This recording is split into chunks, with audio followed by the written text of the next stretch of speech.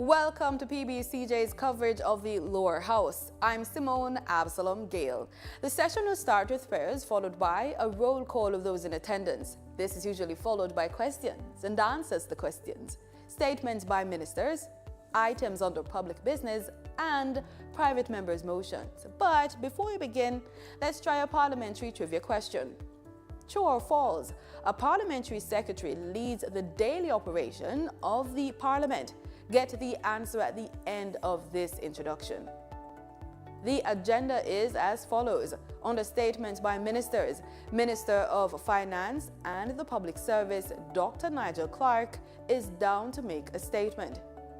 Minister of Science, Energy, Telecommunications and Transport, Darrell Vaz, is also down to address the House.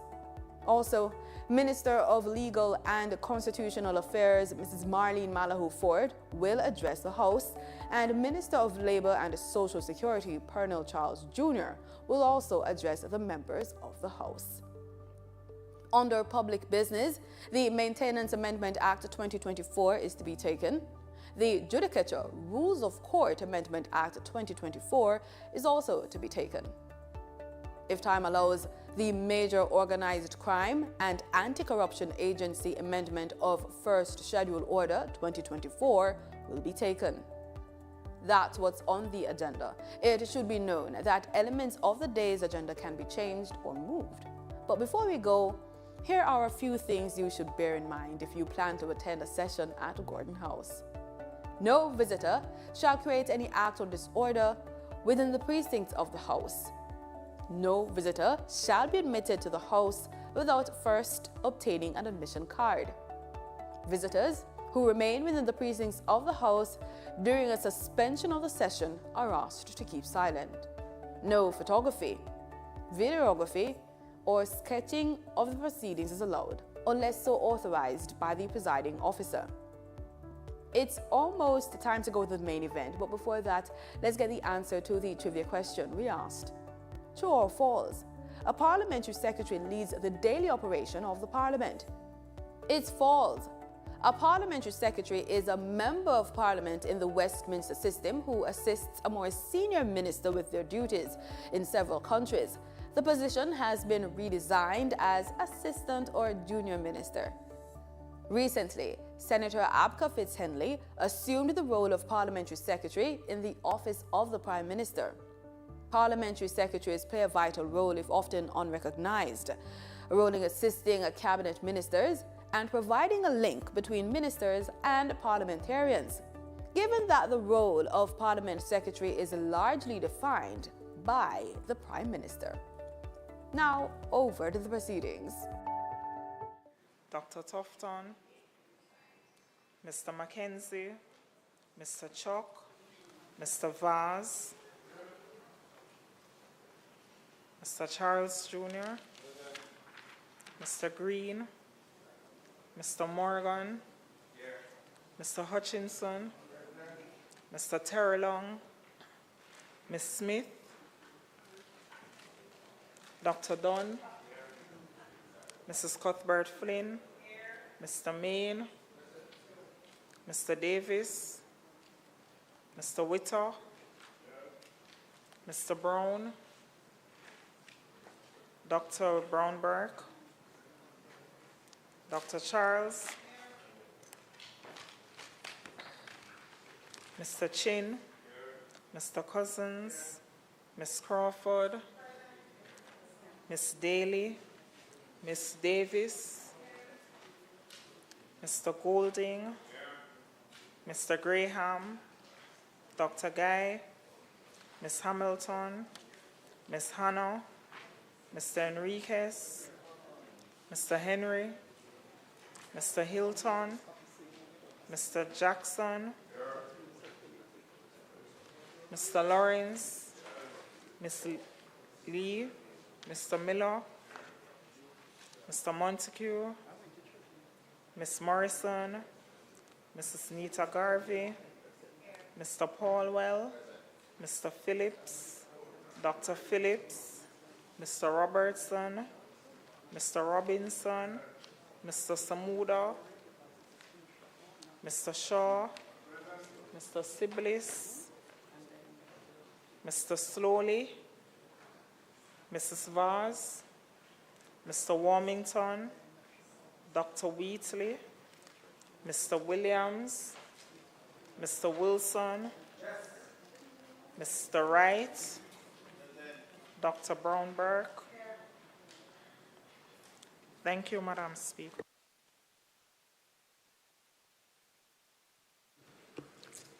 House Leader, before you speak, members, there are 3 individuals here executing the Spark Social Survey with all members of Parliament. 1 individual has been placed in the government's lounge, and the orderly will call you one by one, those members who have not yet done the survey, with due consideration to ministers who would be doing their statement by minister. And from the opposition side, 2 persons are located in the opposition lounge to quickly facilitate completing your surveys. Thank you, members. House Leader. Madam Speaker, I wish to join you in welcoming members to the sitting of the House, and particularly those members in the gallery who are sharing from that vantage point the proceedings of this Honorable House today. Madam Speaker, the agenda is as stated, and it will, of course, be led by statements by ministers. And today we will have 4 statements, and I invite you to, in this order, invite the Minister of Finance and the Public Service, the Minister of Labor and Social Security, the Minister of Legal and Constitutional Affairs, and the Minister of Science, Energy, Telecommunications, and Transport to make statements in that order. May it please you, Madam Speaker. Thanks, House Leader. Let us first make welcome to his feet Honorable Minister of Finance and the Public Service. Minister.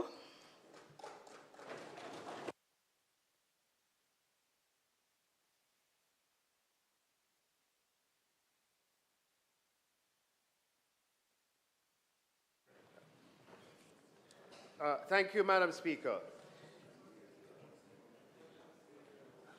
Madam Speaker, the increased frequency of natural disasters, as we know from experience, can derail public finances if we do not plan publicly in advance. Jamaica must take responsibility for its vulnerabilities, even as we seek collaborative, multilateral solutions to help address the threat of climate change. Further to that, Jamaica's economic independence requires that we pursue our own institutional approach to disaster risk financing. And that is what we have been doing, Madam Speaker. The government of Jamaica has been pursuing an institutional and national approach to disaster risk financing. Madam Speaker, I'll just begin my statement with a little personal anecdote of my own wake-up call on the macro-criticality of disaster risk financing with the passage of Hurricane Matthew in 2016. We were about to, and I was Ambassador of Economic Affairs, responsible for negotiating and maintaining the relationship with the multilateral community. And I, with the consent of the Prime Minister, would have essentially negotiated the precautionary standby arrangement. And we were about to announce the premature surprise termination of the EFF, the $932 million EFF, and the surprise new $1.6 billion precautionary standby arrangement. However, due to what everyone was sure was an imminent direct hit from Hurricane Matthew, that announcement had to be put on hold at very short notice. The IMF senior executives who were to come to Kingston had to cancel. Those who were already here had to take the last flight out. And though this was not the case, it seemed as if we were on our own. Over the anxious hours before they left, I sat with the mission chief, the then mission chief, and exchanged thoughts and back-of-the-envelope calculations of what would be required in the event of the sure direct hit that was certain to come. We only had $94 million in the contingencies fund and a single layer represented by the CRIF coverage. It was frightening, Madam Speaker. My sensitized, you remember our debt at the time was still 120% of GDP. My sensitization to the intolerable dangers of leaving ourselves so fiscally exposed began in those moments, and I vowed to play my part. And because of that experience, Madam Speaker, immediately upon becoming, and that is Hurricane Matthew, we've never seen a hurricane take that path before, and we haven't seen, certainly in our adult life, a hurricane go up the full eastern seaboard of the United States. And you'll remember that was a hurricane that reduced New Jersey to being, it looked no different from a developing country when, after the passage of Hurricane Matthew, no electricity for weeks and other important services. So, Madam Speaker, immediately on becoming Minister of Finance in 2018, we began putting in layers to strengthen and build up Jamaica's resilience to natural disaster and to make this a national effort, not an administration effort, but a national effort that we hope will be continued throughout time as much as we have continued the efforts of others. Because, Madam Speaker, it's going to take all of us to ensure that we build and sustain the resilience that we need. Now, the goal of any disaster risk financing, the immediate priority is relief. And while relief is underway, this is just one scheme of thinking about it. It's not the only way to think about it, but the way certainly the Ministry of Finance thinks about it. Relief is immediate, and while it is underway, recovery begins. And recovery can be thought of what is required to put the economy and the society in their pre-disaster patterns of economic activity. Doesn't mean that everything is fixed, because reconstruction is something that can be extremely costly and needs planning in some cases and can take time. So we don't aim to accumulate disaster financing resources to finance reconstruction in its entirety. That would not be possible. The idea is to finance the immediate relief, finance the recovery so you can bounce back quickly, your economy can bounce back, and then reconstruction, you plan and you program your normal budgetary activities over time. In 2022, Madam Speaker, with the approval of Cabinet, I tabled a green paper in Parliament that was titled the National Natural Disaster Risk Financing Policy, which sets out the policy framework for how we are approaching disaster risk financing. And the Ministry of Finance then engaged in public consultations in 2023 across Jamaica. We were in William Grant Park in downtown Kingston. We were in Mandela Park in Halfway Tree. We're in Old Police Station in Clarendon, in Maypen. We're in Sam Sharp Square in Montego Bay, taking natural disaster risk financing policy to the people. The same policy that was tabled here, or the same green paper that was tabled in Parliament. And this was part of the consultation process. We are able to interact directly with Jamaican citizens and discuss this real and important topic, hear their feedback, and have that feedback incorporated. We were helped and aided by, some of Jamaica's biggest dancehall stars. We had Agent Sasko, who accompanied us in downtown Kingston, and we had La Lee. I had the pleasure with La Lee in Halfway Tree. I missed the one in Montego Bay. I didn't try to sing. And, an attempt to make it relevant and, Jamaicans to be conversant and interested, a way of making it interesting. So the disaster risk financing policy, we're elevating from being simply something that an administration does to something that is national in orientation. We make a permanent commitment to putting ourselves in a position where we have resources in the event of natural disaster, because it is certain that certainly one of the realities of our time is that this is going to be a feature of life going forward.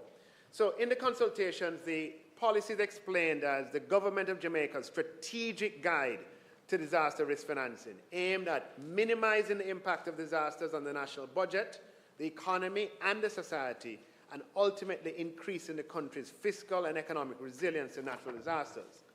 After the required period of consultations, I tabled a white paper in Parliament which was adopted by my colleagues in Parliament, and the National Natural Disaster Risk Financing Policy is now the policy of Jamaica as it relates to disaster risk financing.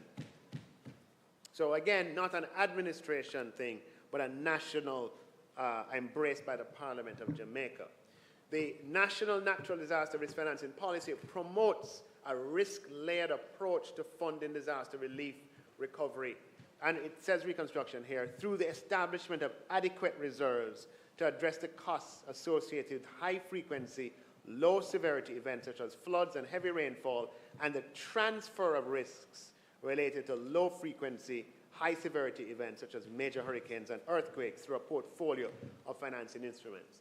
So the realization that we can't have our coffers empty, and then the further realization that we can't rely on a single layer, is imprinted in the national policy approved by Parliament. And among small island developing states, Jamaica is leading the way, Madam Speaker, and pioneering this approach with a national policy passed in its Parliament, as well as a multi-layered suite of financial instruments designed to provide fiscal resources to aid in relief and recovery. And this is an approach, Madam Speaker, that we should build upon, improve upon, and continue long into the future. Now, the various layers in our disaster risk financing framework are designed to provide coverage across the spectrum of natural disasters. We have, events that are low frequency. They happen every 25 years or every 10 years. We have those events. We also have events that differ in their severity. Low severity events, the damage is a couple $100 million, which can be extremely annoying and inconvenient for citizens, but we also have damages that can be in the tens of billions of dollars, several points of GDP, 28 points of GDP.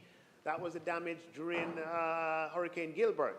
For Hurricane Ivan in 2004, it was 9% of GDP. That's what I say, Beryl doesn't come close, as bad as it is, to Ivan in 2004, which is a wake-up call for the entire Caribbean region.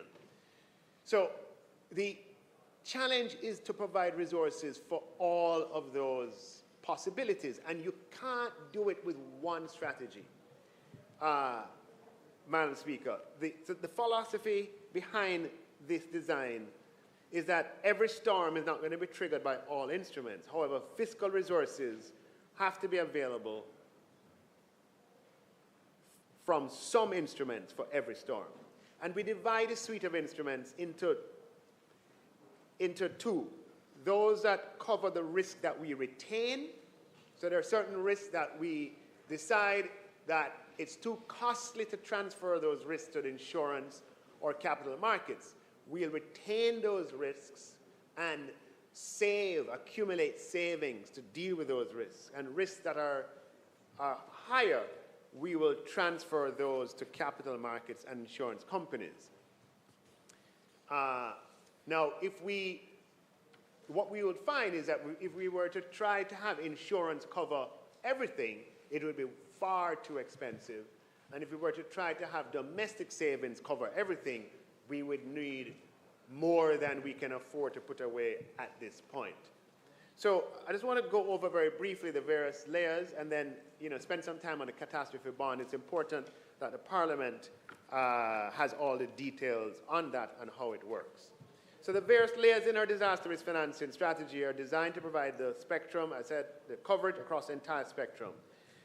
And we transfer risk and we retain risk. Now, budgetary allocation was traditionally, historically, several decades ago, that was what Jamaica relied on. You would, there'd be an occurrence of disaster, you would then recast expenditures after the occurrence of the natural disaster in order to accommodate emergency relief and recovery. Now, there's a limit to what budgetary allocation can achieve because of the rigidities of Jamaica's budget, where salaries and wages and interest still constitute a majority of our expenditure. So we've learned from our collective experience that as a single measure, we can't rely on budgetary allocation. However, we can't do without it. We will always, even in Beryl, have to have some amount of budgetary allocation as a means of responding. Now, the National Disaster Fund in the Ministry of Local Government allows that ministry to engage in hurricane preparation exercises, including the cleaning of drains and gullies, and to manage and monitor shelters during, before, and after a hurricane. We have the Contingencies Fund, which is provided for in our Constitution and covers the possibility of a full range of contingencies that might arise, inclusive of natural disasters. You'll recall that during the pandemic, we were also able to draw down the contingencies, having capitalized it in 2019. Just by way of history, the contingencies was set up with a maximum of $10 million in 1962. This was increased to $100 million in 1992, and remained at $100 million until we increased the limit to $10 billion in 2019, so that we could make. House Leader, the member's time for speaking has expired.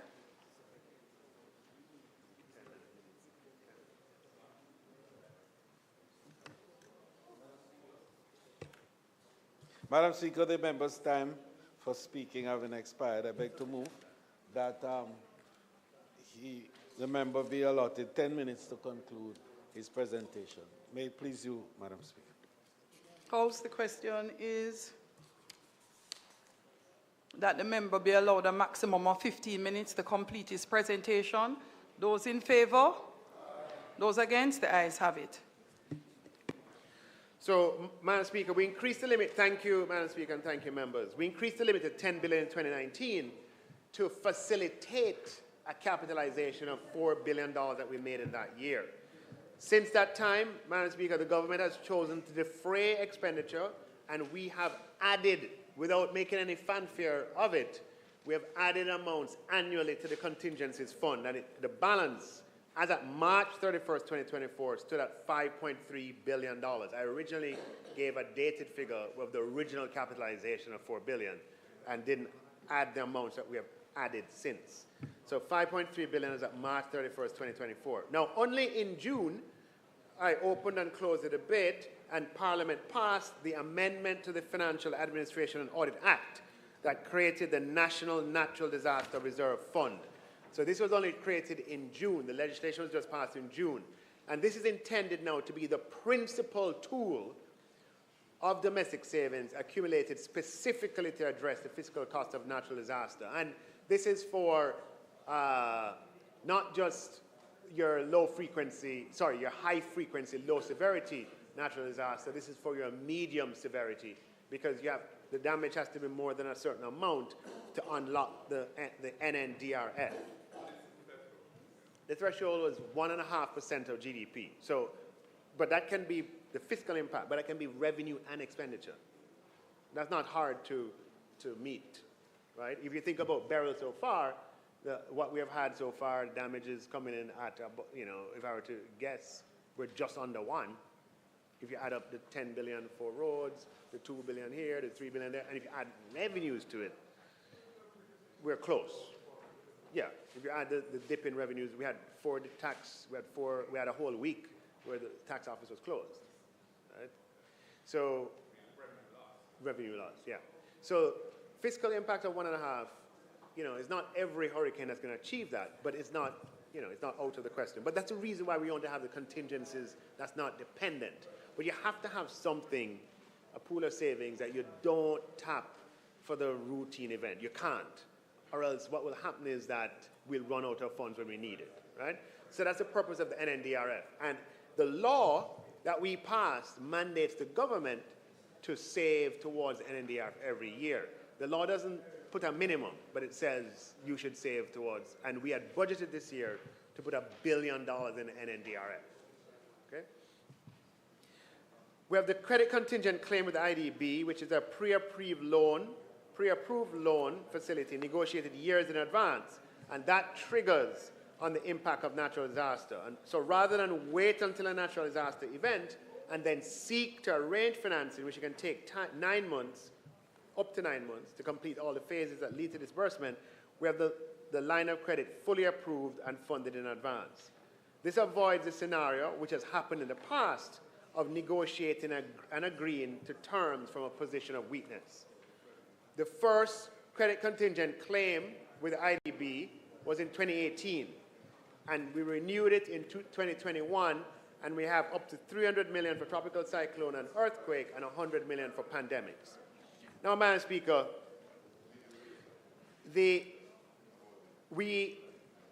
2021, we placed our first catastrophe bond, and I penned an op-ed that was published in the Gleaner that described how it works. I don't propose to go through the details of that here, but to just highlight some salient and relevant features, especially with respect to Beryl. We issued a second cat bond in 2024 to cover hurricane seasons 2024, 2025, 2026, 2027. I'll just quote verbatim from that article in describing a catastrophe bond. It's an instrument that transfers catastrophic natural disaster risk from a sponsor, in this case Jamaica, to international capital markets. It is a form of insurance that achieves our objectives by creating securities in which investors can invest principal, enjoy the premiums paid during the term of the contract, and accept the risk that in the event of a natural disaster that breaches thresholds, some or all of the principal amount they put at risk is paid over to the sponsor. Though the word bond is used, it's not a catastrophe bond does not add to Jamaica's debt stock. In traditional insurance, after a natural disaster event, loss adjusters first assess the amount of the damage before paying out. This can be complicated and take months and sometimes years to achieve. A catastrophe bond is a form of parametric insurance where payout is triggered if and when observable and measurable features of the natural disaster event breach pre-agreed thresholds. As a result, a catastrophe bond pays out within weeks of a natural disaster without the need to assess the real loss sustained. Jamaica's catastrophe bond is globally pioneered the cat in a grid trigger approach, as we were the first in the world to use this. The cat in a grid trigger places a grid over Jamaica and surrounding waters. If you could put that up, please, that grid. With each grid having a centralized air pressure threshold. And payout is triggered if a hurricane passes through the grid and has centralized air pressure at or below the threshold for that grid. So this is the grid, if you look on the screen, that's placed over Jamaica and over surrounding waters. Right? And each of those squares or triangles corresponds to a centralized air pressure. Now, the intensity of a hurricane is inversely proportional to air pressure. The lower the air pressure, the higher the intensity of the hurricane, as this chart shows, right? So this is the Saffir-Simpson scale on hurricanes, category 1, category 2, 3, 4, and 5. We are used to looking at the wind speeds to differentiate between hurricanes. You can also look at the air pressure to differentiate between hurricanes. And this here is ultimately from the National Hurricane Center. It was in an article on the airworldwide.com site. Hurricanes that have air pressure greater than 980 are category 1. Hurricanes with air pressure between 965 and 971 are category 2. Between 945 and 964 are designated category 3. Between 920 and 944 category 4. And less than 920 are category 5. Now, if you look at the grid, just show the next graph, but bear this table in mind. The grid that we have over Jamaica, and you can probably see it in the printed version more clearly, you'll see that the grid placed over where we have, the greatest sort of asset exposure, Kingston, the threshold is 969. So based on the table shown earlier, you would, a 969 is essentially a powerful category 2, right? That if it were to directly pass over Kingston with threshold less than, at 969 or less, it would trigger the cat bond. Similarly, Montego Bay, 958, it would have to be a cat 3 to pass over Montego Bay, it would trigger the cat bond. And the other squares would work in the same way. And we have also around the surrounding waters of Jamaica grids as well, that you go through those grids. If your air pressure breaches those thresholds, then you are paid. Now, we have that defensive grid, that 950 in the waters below Jamaica, just to catch any hurricane that's coming through that area.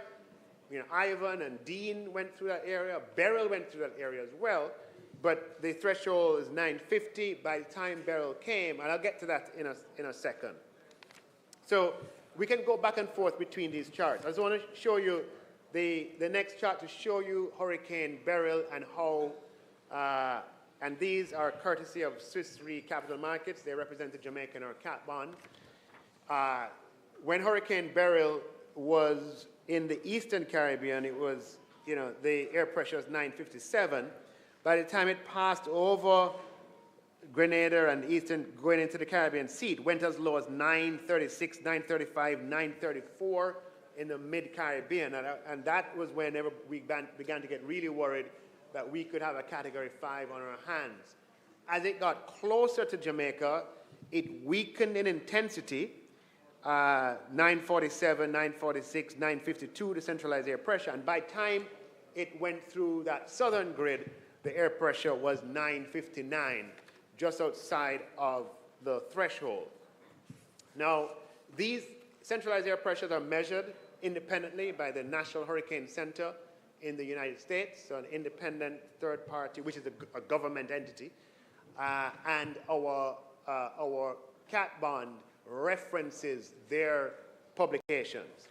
Now, just to show the final, well, one or two more graphs I'll show, just to, obviously, if you back test our particular cat bond against the following hurricanes, Hurricane Ivan is in yellow.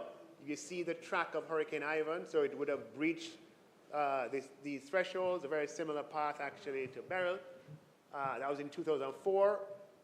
Hurricane Dean in deep blue in 2007. We have Gilbert in purple, and Gilbert traversed across the island of Jamaica. We have Charlie in light blue, came across Jamaica. All of these went through these boxes and would have triggered our cat bond based on their intensity. I have a table, and we have to switch between all of these to be able to really, but the table, just switch to the table and come back.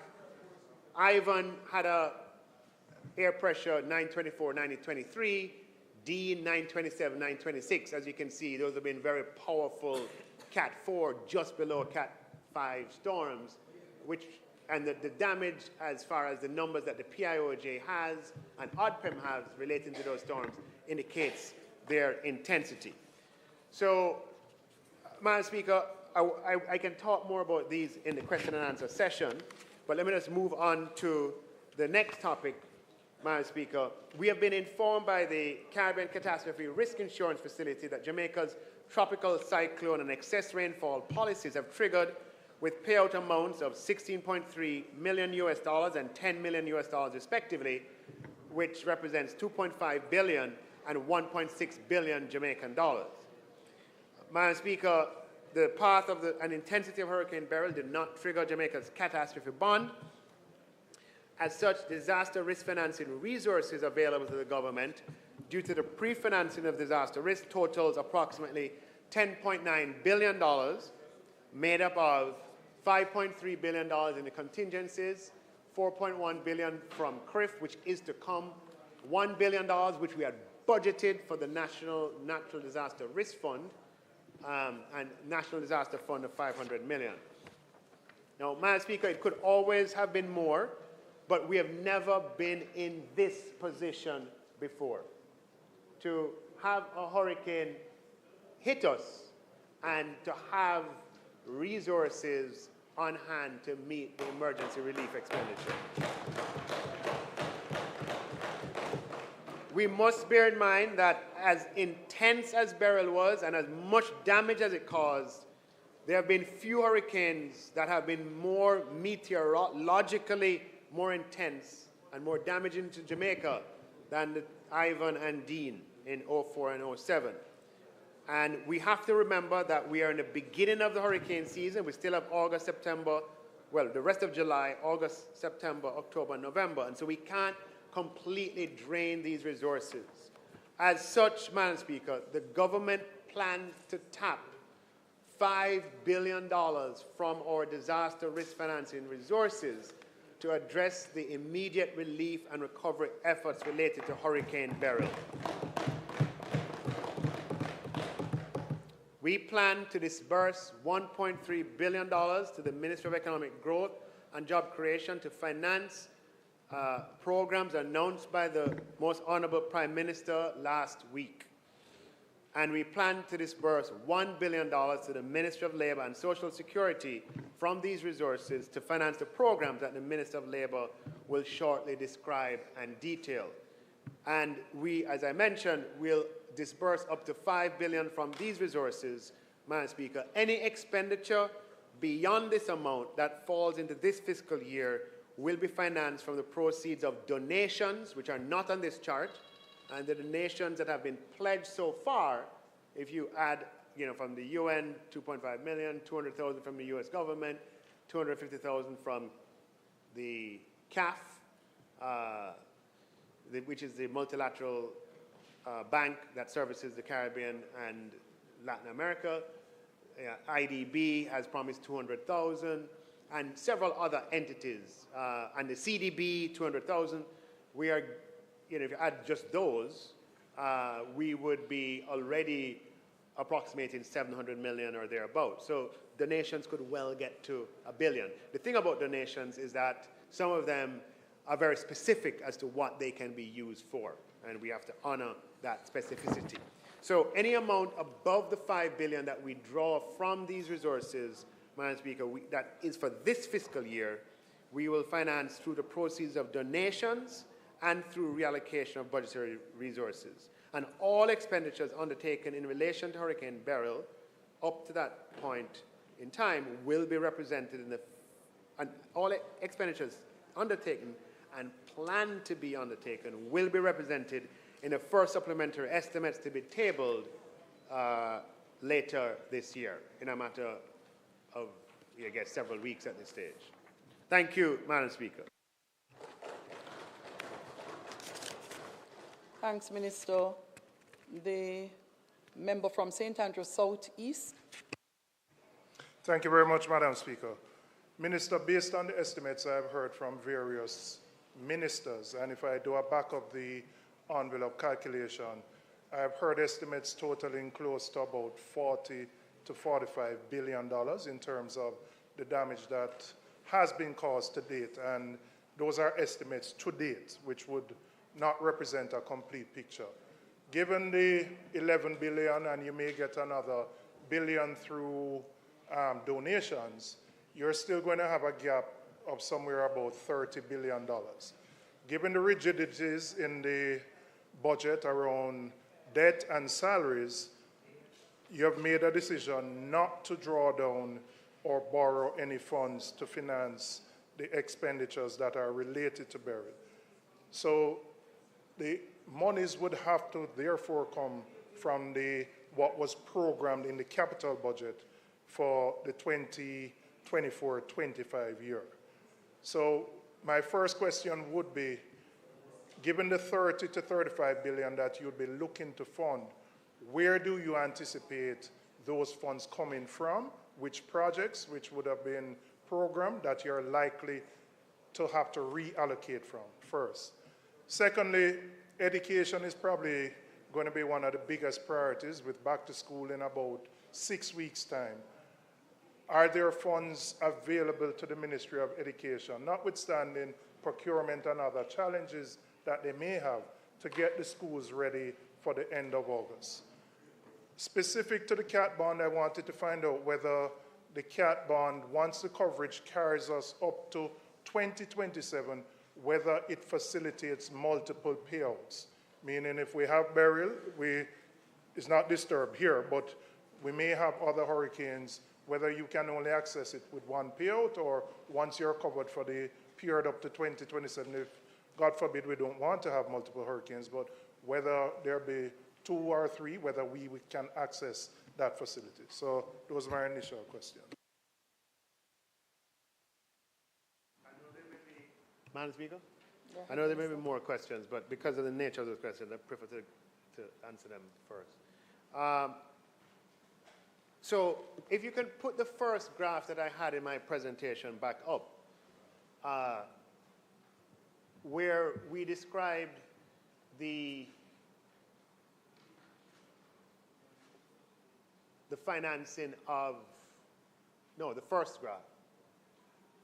Yes. The resources required in the aftermath of the hurricane, this is not my graph. This is a graph from the literature. Actually, it was in a World Bank publication. This is the historical experience that we can relate to, that the immediate concern in the weeks after a hurricane, right, is going to be relief. How to provide relief to persons who have been affected, to farms that have been affected, and so on. The next phase, which begins during the relief phase, is recovery, where we're just trying to get things back up to normal. So clearing the trees out of the road so that people can pass and goods can pass, or repairing a bridge that's an emergency that connects two communities, or etc. The reconstruction phase is one that takes longer, requires more resources, and fits into budgetary cycles. Now, some of the figures that have been mentioned so far cover relief, recovery, and reconstruction. It would not be possible, even if the resources were available, to address all of the reconstruction.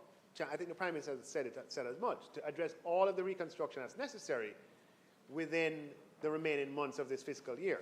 It just would not be physically possible. I.e. every single road the roads have been at 10.3 billion, the estimate is, but that's for every single road damaged by Hurricane Beryl. It would not be possible between now and the end of the fiscal year to address all of those. So what is going to happen is that we have to prioritize, as has been laid out, where your more important, more emergency things are dealt with up front, and you program your reconstruction effort across budgetary cycles so that it can be planned properly and accommodated. However, things that are absolutely necessary and vital in the prioritization, they go up to the top of the queue. The schools that have to be reopened, as the PM would have spoken to, the hospitals where the roofs are gone, are two obvious examples of the prioritization as necessary.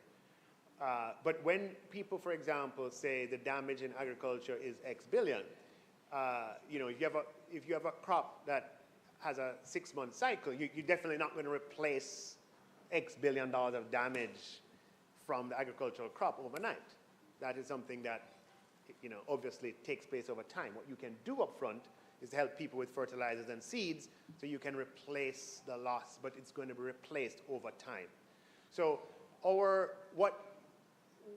we have been through hurricanes now several times over the past 25 years, and we know from our experience that reconstruction efforts will happen over time with a prioritization as outlined by the Prime Minister, by the Minister with our portfolio in economic growth, as to what the critical things are right now. And those will certainly be financed. Your second question was in relation to education, and the Minister of Education has estimated the damages. She's brought submissions to Cabinet, and certainly the Prime Minister is very keen, and the government is quite keen that schools reopen on time. So the financing is not going to be the issue. As I said, that would be a priority to come from our disaster funds. The challenge is going to be to get the emergency procurement and get everything done in the 6 weeks that remain. And the Minister of Education will speak more fulsomely to that. Once we have finalized the amount that we will release from these resources to the Minister of Education, we'll update you on that amount. I mean, I may be, right? Once we are formally there. With respect to the question on the cat bond, yeah, so the cat bond is no different from other forms of risk transfer insurance, where, to give you an analogy, the CRIF, our limit is $84 million. So the maximum we can draw in any coverage period. This is a year? Yeah, is $84 million. So we are getting 16 million. This is for tropical cyclone. Okay. We're getting 16 million for tropical cyclone. Our maximum on excess rainfall is like 23 million. We're getting 10 million from the 23. So in this hurricane season, we only have 13 left on excess rainfall, and we have 84 minus 16, 68 left on tropical cyclone. Similarly, with the cat bond, the $150 million is the sum total of the coverage. And how it works is the investors have already parted with that cash. It sits with an intermediary in an SPV in the World Bank, and they get interest on it while it sits there. And it comes to us if there is a trigger event. To the extent that it pays out 30 million, then 120 would be left for another disaster. But if we were to exhaust 150 million, then you've been tapped out. But we don't expect a 1 in 30-year event to happen twice in 4 years. It can, but God forbid that. But it just shows you that this still is just the start in the disaster risk financing, right? The idea is for this to be built on over time and to be made more and more durable, because as we grow and as we become more, our economy becomes more complex, what we have at stake is going to be higher. So we're going to have to constantly be increasing the protection that we have.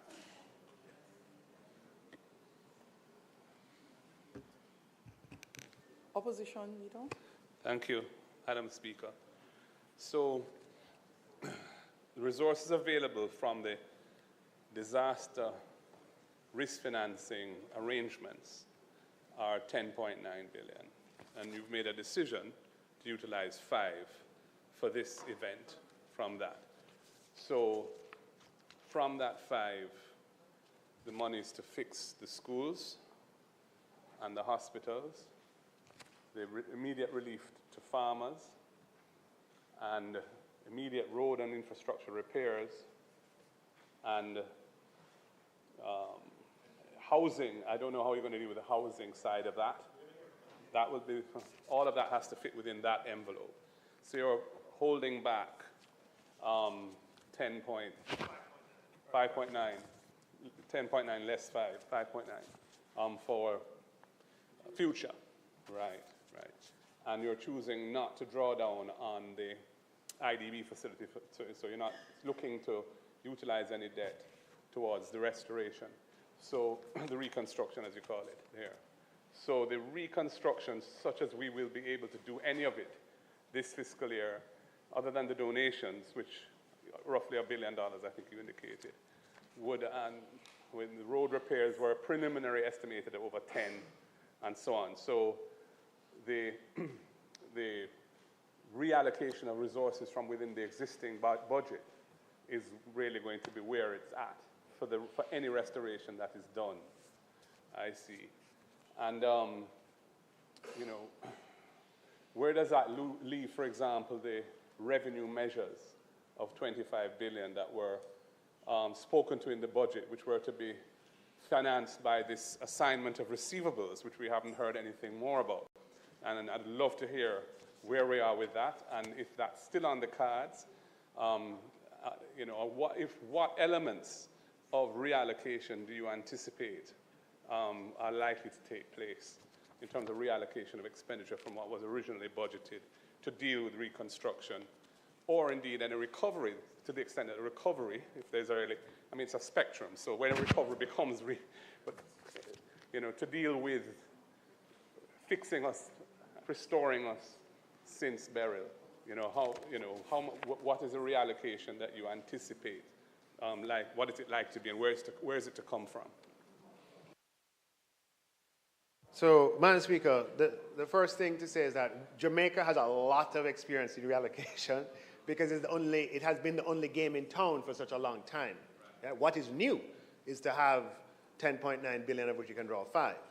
Now, I wanted to say a few more words on that. One of the challenges one of the deficiencies, historically, for reasons that are understood, in our economic and fiscal allocation has been, in my view, a suboptimal trade-off between the present and the future, in that we have been very, very much focused on today with no preparation for tomorrow. And that has led us into problems in the past. In how we address Beryl, it's very important that we don't make the same mistake. Huh? 4.1. No. Money is fungible. 4.1 over the 10.9.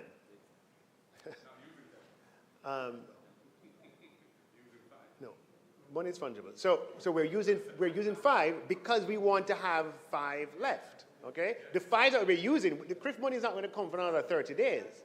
The 5 that we'll be using, as I shared with you in the break, let me share with the whole Parliament. Because we have $5.3 billion in the contingencies fund, Madam Speaker, Prime Minister, I was able on July 2nd, everybody knows what July 2nd is? July 2nd is a day before the hurricane hit. I was able to sign a letter instructing for the amount in the contingencies, the $5.3 billion, to be moved from the central bank, where it was stored, to the Accountant General, where it has been, so that we are ready once the Cabinet says go, and the procedures are in place, and the request has been of the Ministry of Finance, we are ready to disburse immediately in the aftermath. Huh? As a bridge. We're able to disburse immediately, right? So the key is that of the 10.9, Madam Speaker, we don't spend all of it because we have the rest of the hurricane season. We know we get rainfalls in September, October, and you have next year, right? And you don't want to go into next year, and that might be the year. And that should be the pattern going forward, where we think about today and we also think about tomorrow. Now, I can't give you a figure on the reallocation that's going to be required, but,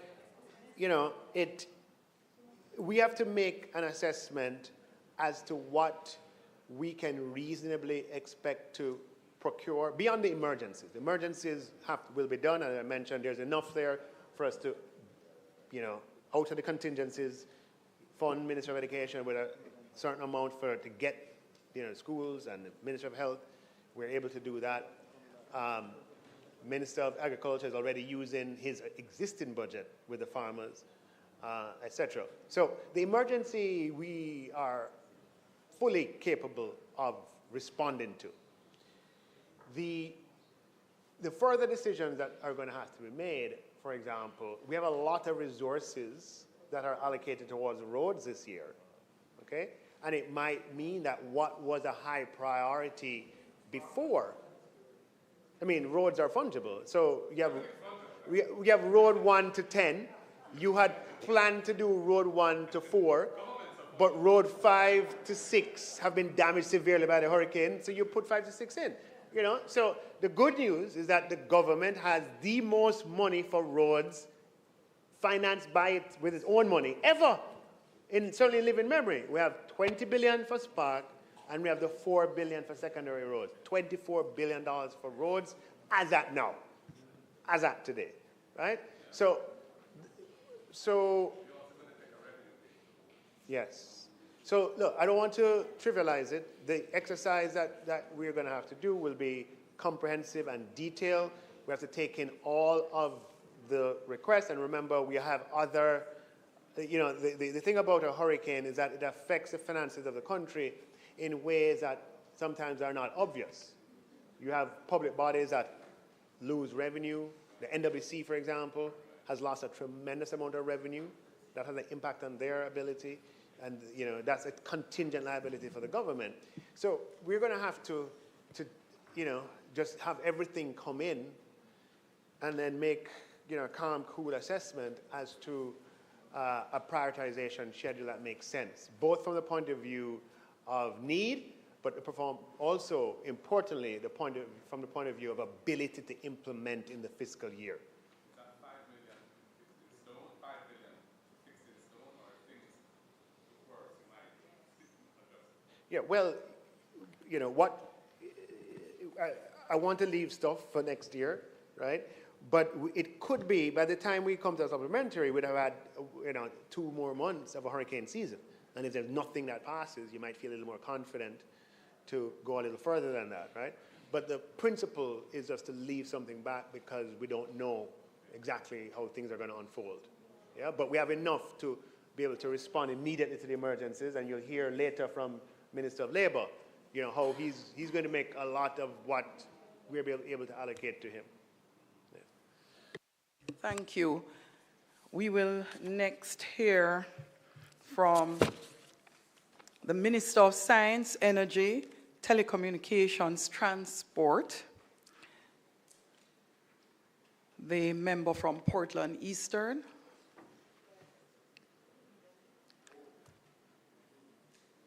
Western Portland, member from Portland West.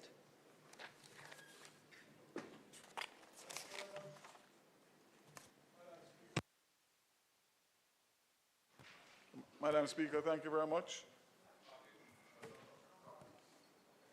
I would never not make that mistake, especially on a subject like this. Orderlies, could you have copies quickly provided to the opposition?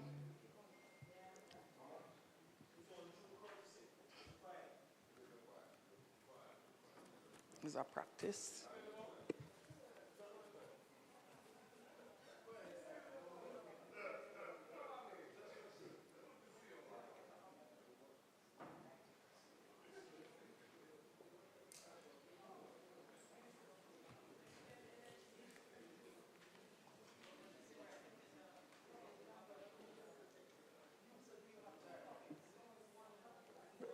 The other one would have been emailed.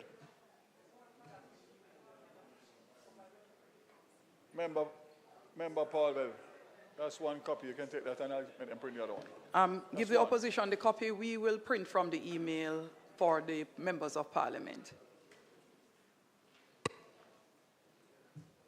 Minister, in the interest of time, please proceed. Thank you very much, Madam Speaker, again. Madam Speaker, on Wednesday, the 3rd of July, 2024, the outer bands of Beryl, a Category 3 hurricane, passed through Jamaica. Since then, many Jamaican households and businesses have been without electricity and telecom services. I have toured sections of the worst affected communities on multiple occasions and seen firsthand the devastation caused by Beryl. I have had several meetings with the management of JPS, Flow, and Digicel in an effort to fast-track the restoration of services.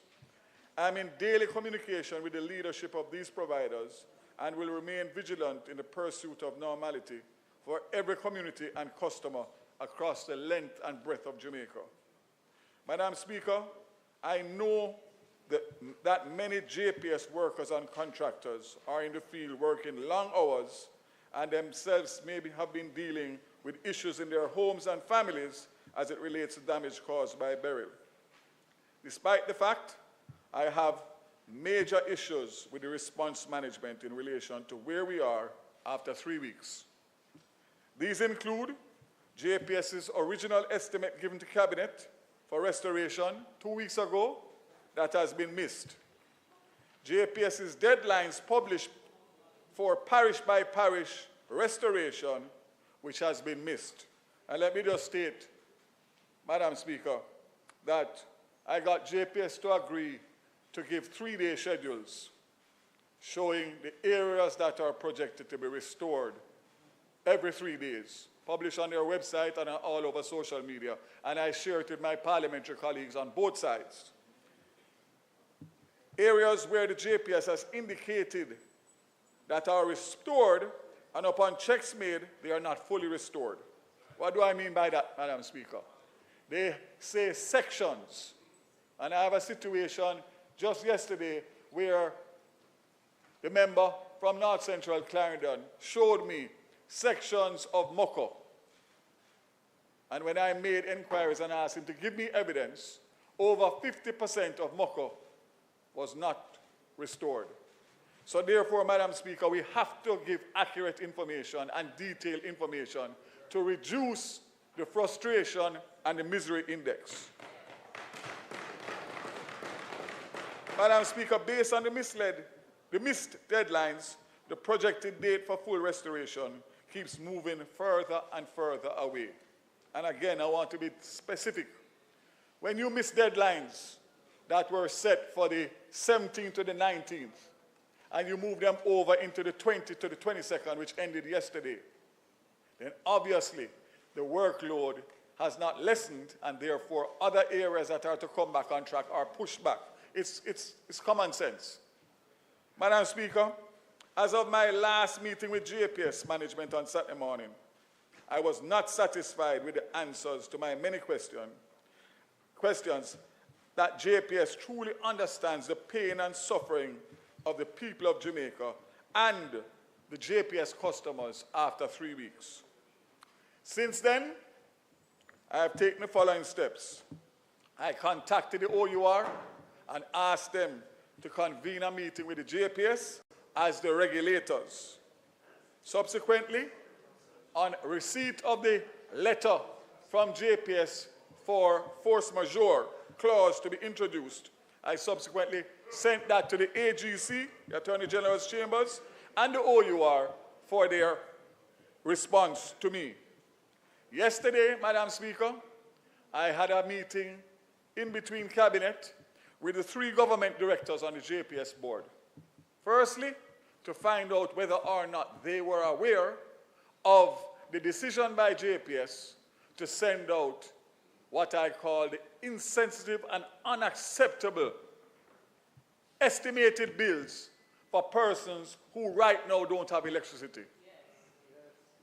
Subsequent to that discussion with them, I asked them to, first of all, they categorically stated that they did not, and that there was no board meeting that was held to discuss that. And by virtue of the JPS statement, you can see that they are depending on the license. So they didn't need to go anywhere and get any approval, because the license that was granted in January 2016, signed by my esteemed colleague and friend from East Kingston and Port Royal, that is what they are using. So let me just say to my friend on that side, and to the members of that side, you have no moral authority on this matter. Leave it to me. Leave it to me. Let me deal with it. Okay? And finally, this statement in Parliament today is to ensure that it is recorded in Hansard and communicated to all members of the House and their constituents the current state of restoration efforts. According to the breakdown, which does not include customers in St. Elizabeth, as of yesterday, 19,000 JPS customers remain without supply. And I want to go through it, Madam Speaker. Please allow me the time. For Kingston and St. Andrew, and remember, I'm reporting from a JPS document, because I know that there are many members in here who will not be in agreement with the data that I'm giving you. For Kingston and St. Andrew, the JPS says that there are 92 customers without service, and the projected full restoration for the parish of Kingston and St. Andrew is July 30th. This document is a public document. Members of Parliament, it's on the website. That's Kingston and St. Andrew. For St. Catherine, they say that there's 1,267 customers that have not been restored, and the projection date for that is July 24th. Remember, it's not me, so you know. I'm reading from a document.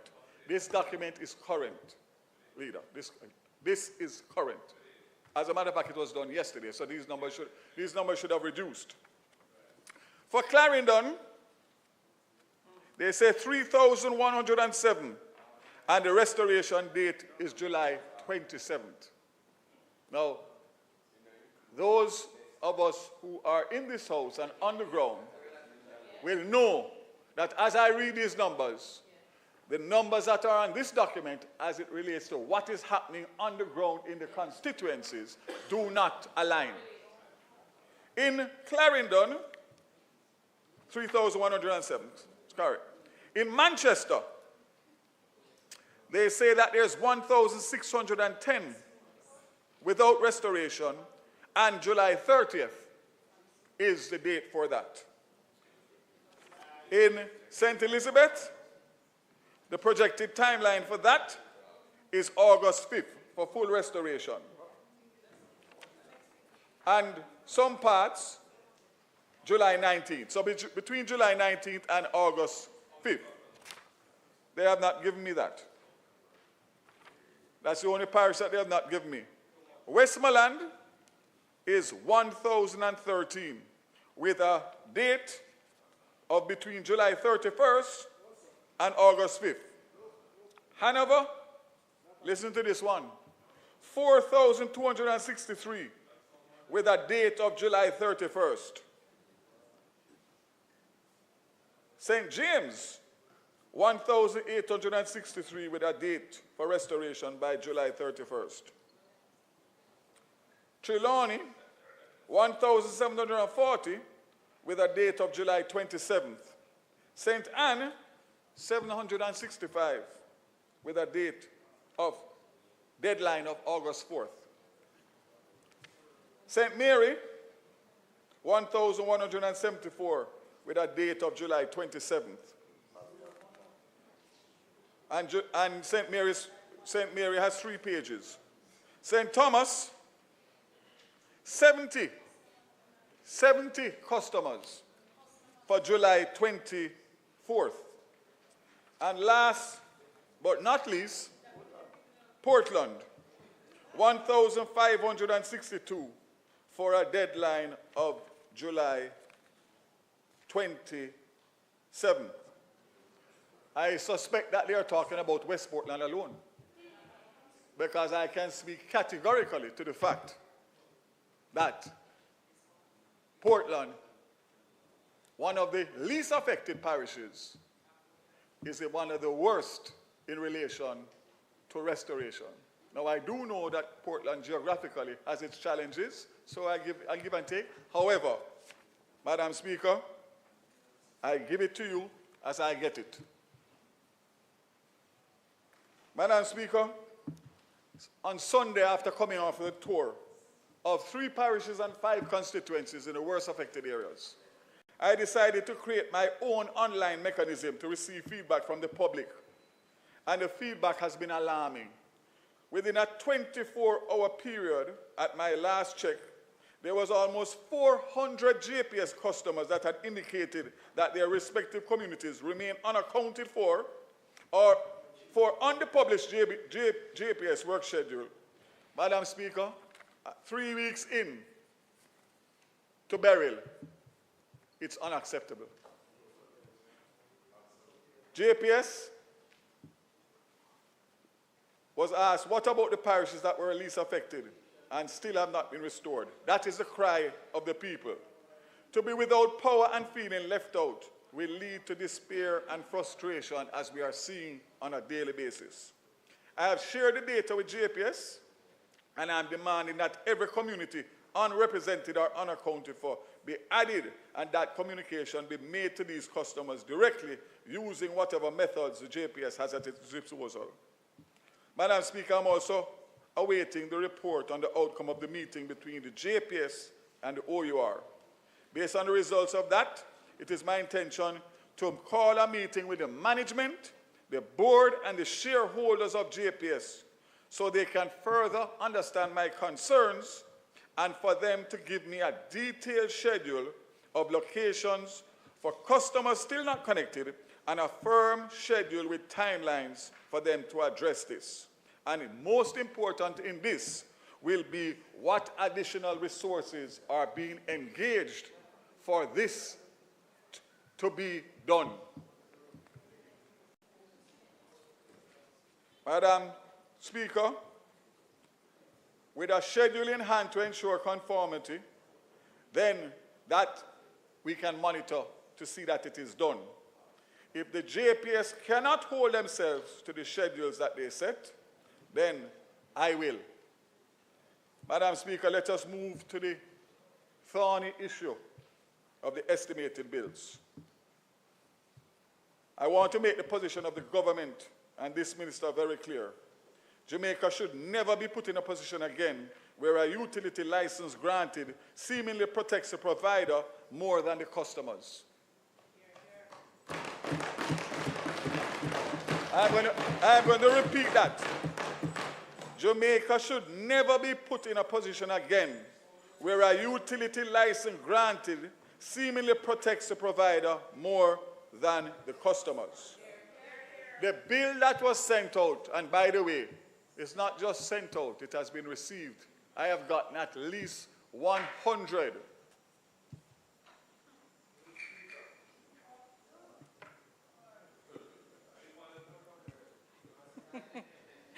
House Leader, the minister's time for speaking has expired.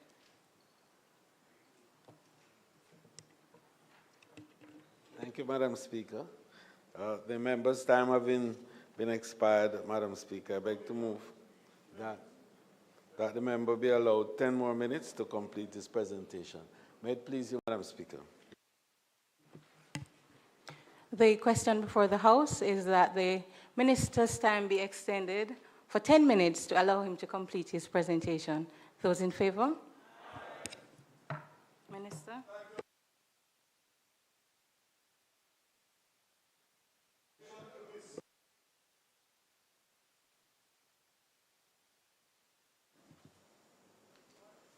Thank you, Madam Speaker.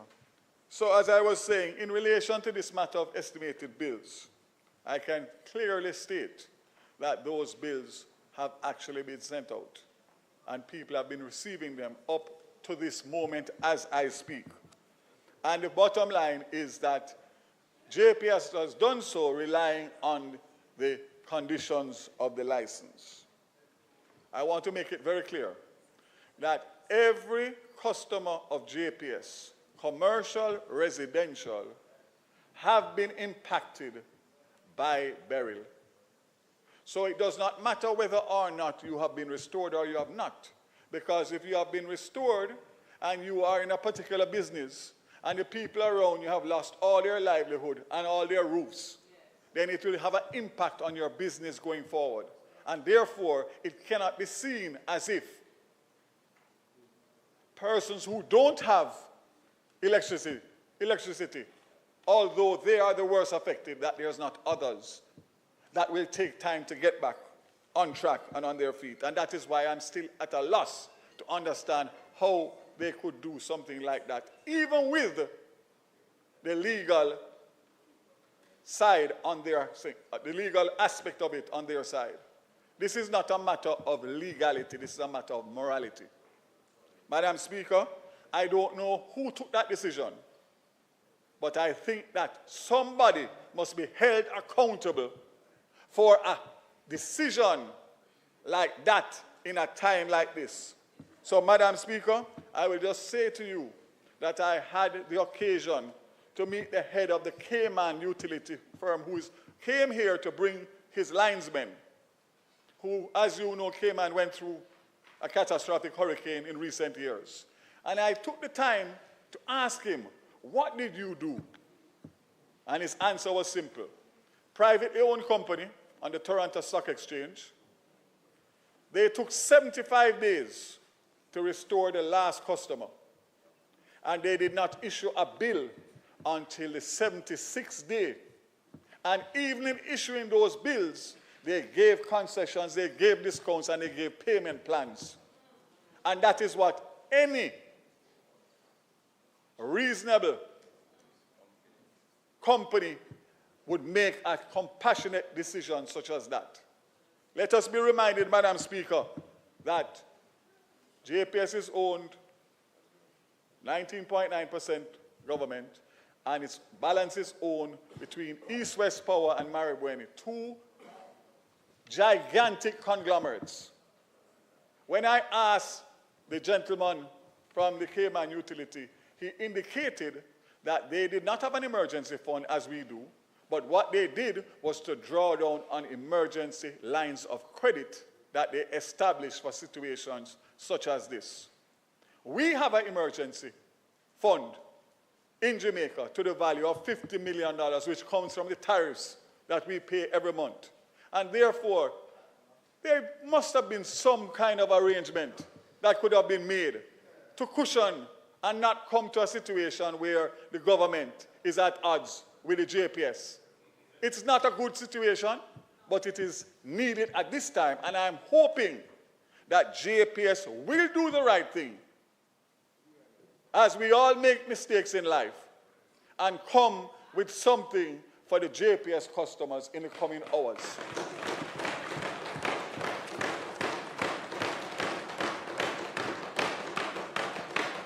Madam Speaker, the JPS has written to invoke force majeure and obtain relief from their obligations on the current license, but have yet to outline any form of restitution or reprieve for the customers who have been disrupted over the last 3 weeks. For context, Madam Speaker, Flow and Digicel have both communicated their own mitigative and restorative measures to the government and to their customers. And again, we hope and expect that the JPS will be moved to do the same and do the right thing and do it now. The JPS, Madam Speaker, stated that it's working from the terms of a condition of a license, as I indicated earlier, granted in January 2016. The JPS has further stated the license gives them the power to use estimated bills, for which they have done several times before. Madam Speaker, if the JPS cannot see beyond the legal and appreciate the moral and ethical position that so many Jamaicans are expecting them to do, then it is in fact a dark day in Jamaica, literally and figuratively. The JPS license comes up for renegotiation in 2027, and we must make sure as a country that any new license protects the people and not just the JPS. Madam Speaker, the lack of electricity is not only affecting the ability of citizens to access power, but also the ability of the National Water Commission to fully service their customers across all parishes. Madam Speaker, if water is life, then the JPS must recognize the current position as life-threatening. This is not just figuratively, but also literal. Several persons are subject to medical conditions that require electricity, whether it be from refrigeration or energy purposes.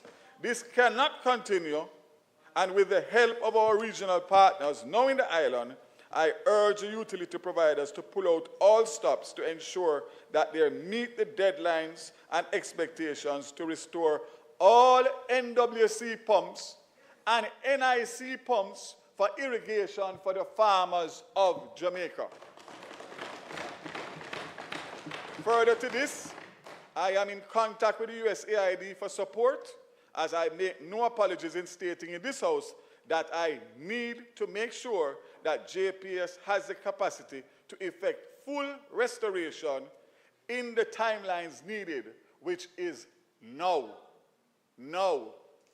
While my powers as minister may be limited in respect to this private company and the deployment of their teams, this government will do everything legally possible to ensure that we reinforce the ability of the JPS to have power restored across the island as soon as possible.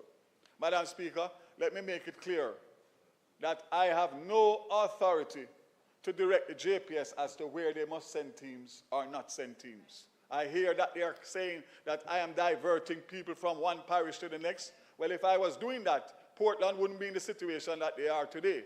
This is not about partisan politics. This is about working together collaboratively to make sure that we do everything possible to get everybody back up on track. And all I'm here to do is to make sure that I stay on top of the JPS on behalf of the citizens of this country. Madam Speaker,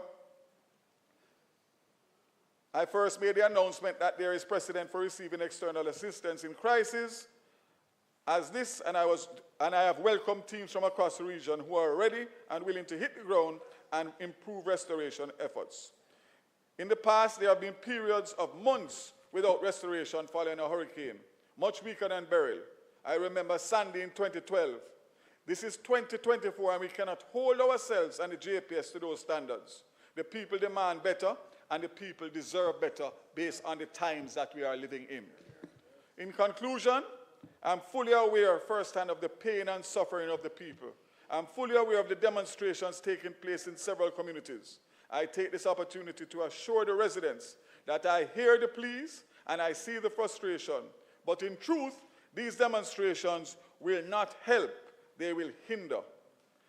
Currently, I have the utility provider requesting leave to avoid areas for fear of safety of their teams.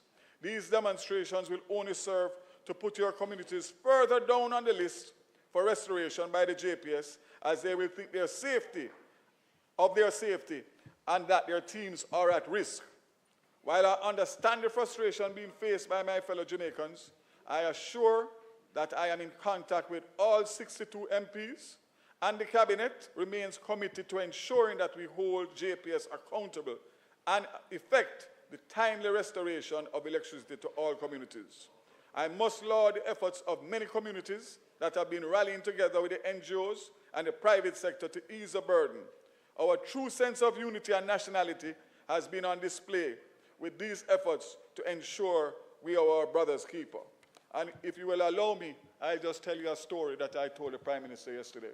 I went to Clarendon on Sunday, and we were driving past two ladies, elderly ladies, coming from church, one with a stick and one hobbling along, up in age. And the MP stopped and was talking to them, and they saw me in the back seat. And they said, "Who is that?" I said, "Yes, it's me." Lying down the window, speaking to them. And they were complaining that they didn't have light, they didn't have water, and they were hoping to get it back soon. And the little lady said to me, she says, "Why you look so troubled?" I said, "Wouldn't you? You don't see what I'm seeing and experiencing." And she said, "But you have life, so you must be thankful, and God will take us through this." So the spirit of Jamaica is alive and well, and that is what is keeping us going. Why we are not having so much more difficulties getting through this. So I ask everybody, when they are in the anxious mood and frustration, to just remember what that lady said, because it will stick with me for the rest of my life. So, Madam Speaker, as stated, there's work to be done, and much has been accomplished. We are not satisfied and will not be satisfied until all customers can return to a sense of normality. And then we'll begin to chart a new way forward to ensure that these conversations are not had in the wake of every storm, but that we learn from the lessons of this disaster and put our best foot forward for the next generation to experience. Madam Speaker, I thank you, and I ask the Jamaican people once again to have some patience, despite I know that the patience has run out and come back 5 times already.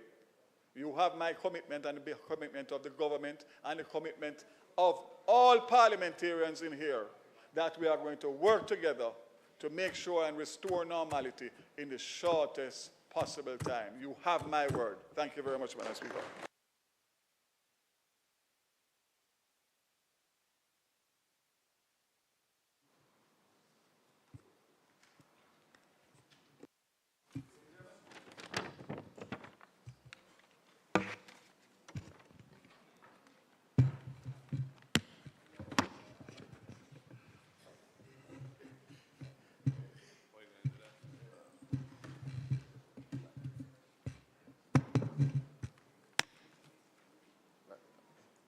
Madam Speaker, so lovely to see you in that chair. I greet you well. Madam Speaker, I have listened to the ministers. Prime Minister, are you leaving? All right, sir. Yes, you were once a Minister of Energy, you know, so yes. This ministry has passed through 4 ministers. So I'm so happy, PM, that you have joined me. Prime Minister, I listened to the minister's presentation, and my own view as to the post-burial scenario in relation to JPSCO is the same. I believe that things have been too slow, too haphazard, unrealistic expectations or projections were made, and as a result, people have become frustrated. And I can cite examples from over here. And it was clear to me that there really wasn't a lot of pre-planning that took place in anticipation of what the world was describing as a very active hurricane season, and we have seen it. So there are still early days in the hurricane season, so while JPSCO has to focus its attention on immediate restoration, it must at the same time prepare itself for the rest of the season. Some people will be upset when I say that we were lucky with Beryl, despite all of the hardship in Clarendon, Manchester, and St. Elizabeth, and elsewhere. It wasn't a Gilbert, and we give thanks to God for that. And as we go through the restoration, I want to bring one matter to the attention of the JPSCO, that as they restore electricity, people are getting fluctuations in voltage. And I have to warn the JPSCO, because the minister did not allude to the fact that some time ago, I passed a Jamaica consumer protection law that gave the consumers rights. And if their refrigeration, if their equipment are damaged during low voltage, they can go to court and sue JPSCO and recover significant damages. So I'm warning JPSCO to be careful as you go about this period of restoration to make sure that your voltage is correct. Madam Speaker, on the billing issue, because I was amazed and appalled by the notice that I got on Friday, which indicated that I, as a consumer, would be subject to an estimated bill. And I know the minister is only upset is because when I saw that I was so upset, I went out first. And I'm sorry, Minister, if I beat you to it. But I went out first, and I had to. And I had to, because it was unconscionable. And I will not take that back. It was unconscionable. Especially because it would provide JPSCO with an undeserved windfall. And it was being done in the context of sufferation. And it is wrong. The minister has spoken about force majeure. Any village lawyer will tell you that in any contract that is done, there is a provision for acts of God. And in Madam Speaker, in 2001, when I wasn't the minister, there was an all-island license granted to the JPSCO. And in it, the provisions of force majeure that was adjudicated on by the OUR after every hurricane, after COVID. The OUR has adjudicated on force majeure, and especially in relation to estimated bills. But you know, the license that I signed in 2016 preceded another license, which was signed in 2011. I wonder who was in government in 2011. And you know, I don't like to do this now. I don't like the tit for tat. But no, the elections were in December 2011. I became minister in January 2012. And those same terms are replicated in the 2016 license. You know, I don't like to call names of ministers and stuff. All I'm saying to you, don't go down that road. In fact, the 2016 license was a good license. It made significant improvements on what was there in 2011. You ever hear about net billing? Huh? Yeah? No, you can.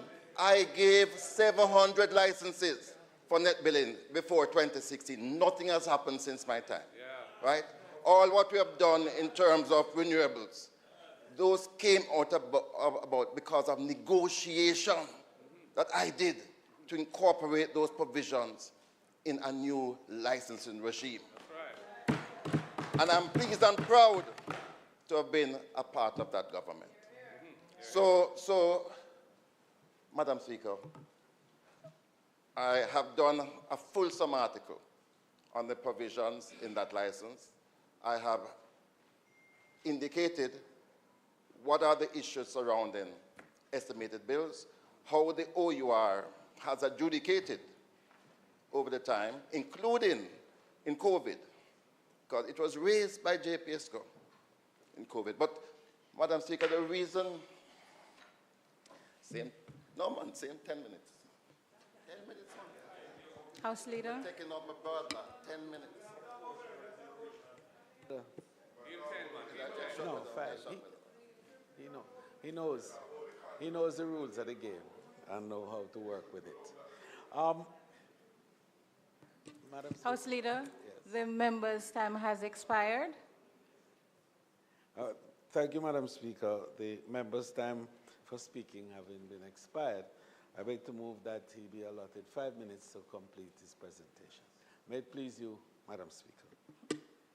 Members, the question on the floor is whether the member's time should be extended to for 5 minutes to allow him to complete his statement. All in favor?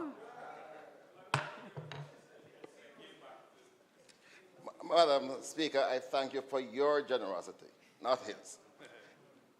So, Madam Speaker, let me get to the root of the matter, because there is a lot of resentment building up, especially on the electricity side.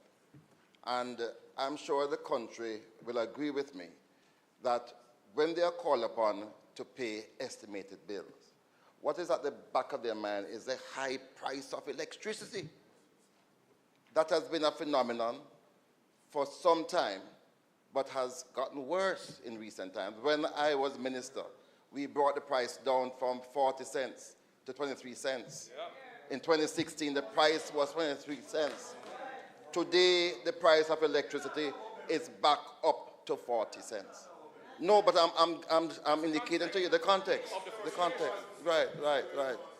And Madam Speaker, one of the reasons why we have such a high electricity price, among so many things, is this issue of the theft of electricity. Between 15 and 70% of your bill that you pay has to do with electricity theft. And I came here 2 years ago with a proposal to this House, to the minister. Let us address it seriously. It's not a JPSCO problem, it's a national problem. And let us deal with it, because I put forward a solution. And I want the JPSCO to be aware, because, as I mentioned, there is resentment. And I remember when we were liberalizing telecommunications, there was resentment against a certain company. And after liberalization, people moved away in droves because of that resentment.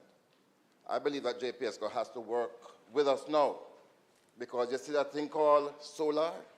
You hear about what has happened with battery, the price of battery coming down to enable people to generate their own electricity for less than 50% of the current price.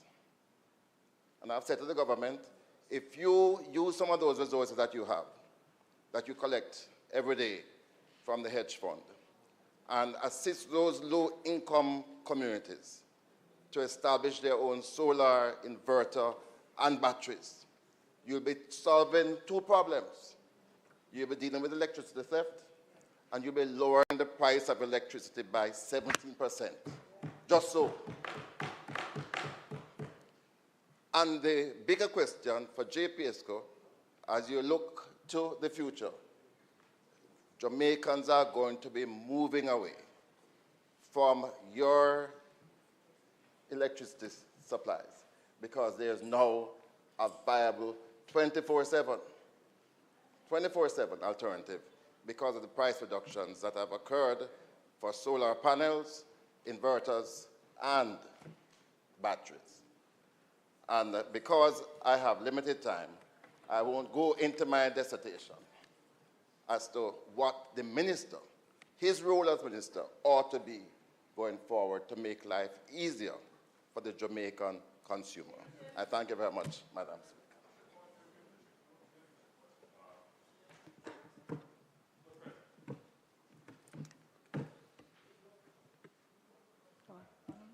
Thank you very much, Madam Speaker. Minister, you indicated in your presentation that you got JPS to give you a 3-day schedule now in terms of restoration. What, if any, sanctions do you have if that 3-day restoration period is not given, if any? Is not adhered to. The reason I'm saying that, Minister, is that, you know, my citizens had a roadblock this morning in the community of Hopewell to Palmetto Grove. And Minister, I spoke to you about the problem, but I just want to show you another instance of insensitivity by JPS. One community which people came from to be part of that roadblock had nothing wrong with the lines, the poles in that community, nor the transformer. And it took one roadblock for JPS just to flip a switch to give them light in that community. That type of insensitivity is what is fueling the frustration out there. And furthermore, in your presentation on page 10 of 12, that JPS has concerns about their workers going out. They don't need to. Because whenever people have roadblock and it's a JPS crew, they're the first one that they will let through. So tell them they don't have to worry about that. The people are wanting them to come and to live up to the expectations that we have of JPS as a provider, of the sole provider of electricity in this country.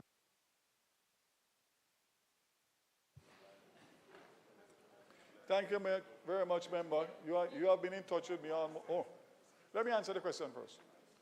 You have been in touch with me, one of the most active colleagues in relation to your constituents. The answer to your first question is not much other than what I just did a while ago, which is basically to let them know that we're not satisfied and they need to improve and do better. So that is something, again, that as the member said, in relation to the license, we'll have another opportunity in 2027 to see how we can fix that. And the fact of the matter is that so far, despite the 3 weeks and the level of frustration that has gone out into the open in terms of people demonstrating, I fully understand. But again, I only say that, as you said, by safety protocols, they are not going to respond. And sometimes, and I think the incident you're mentioning is probably a coincidence that they were scheduled to be there. But leave that as it may. The bottom line is they need to just connect everybody as quickly as possible so that we don't have to argue about this. Thank you.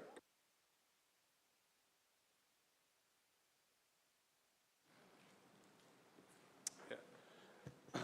Minister, just if you could just let us know the disaster fund of around 50 million US that is established for this kind of eventuality. What are the parameters of it in terms of for JPS to access it? Do they have to incur a certain amount of expenditure on restoration for their own account before they can draw down on the fund? And what is the time frame for them being able to access those resources? I'm interested to know how that works.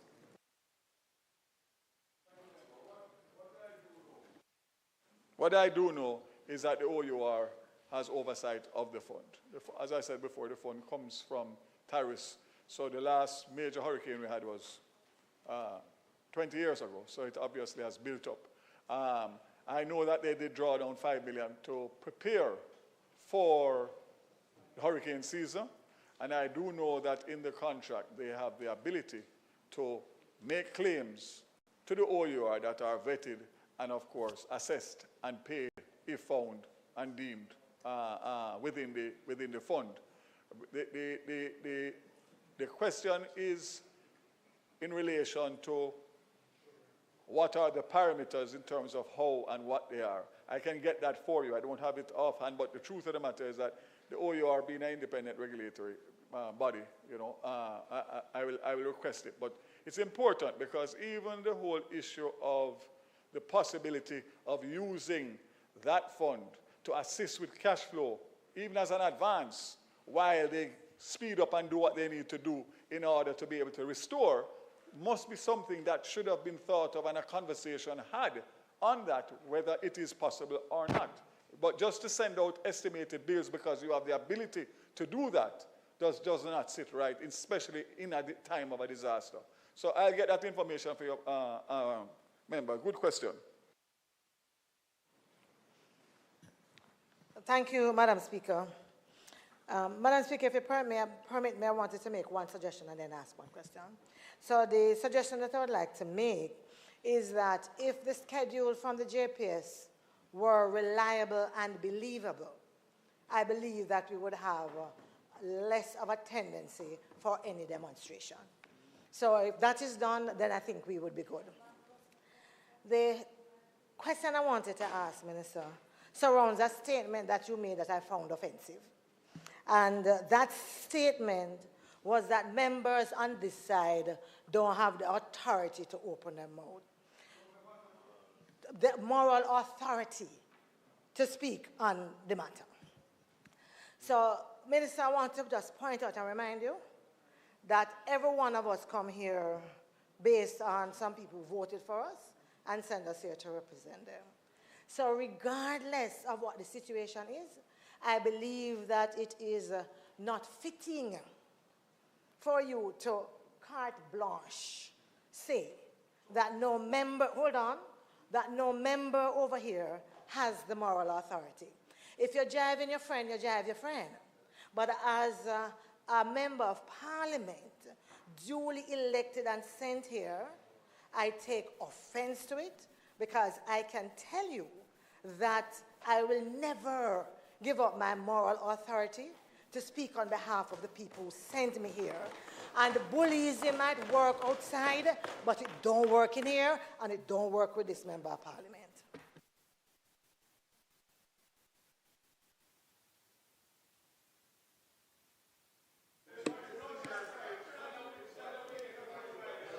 Thank you.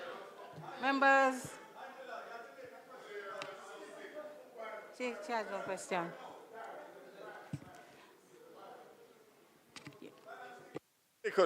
Point taken. And let me thank everybody for their contributions, and let us continue to work together on this matter to restore electricity for everybody in every nook and cranny of Jamaica in the shortest possible time. Thank you very much.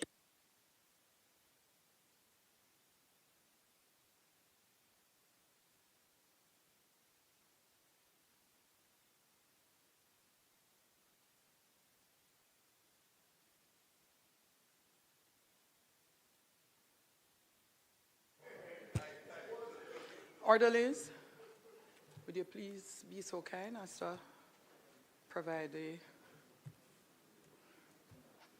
podium for Minister. Please let's make welcome Minister of Labour and Social Security, the member from Clarendon Southeastern. Members.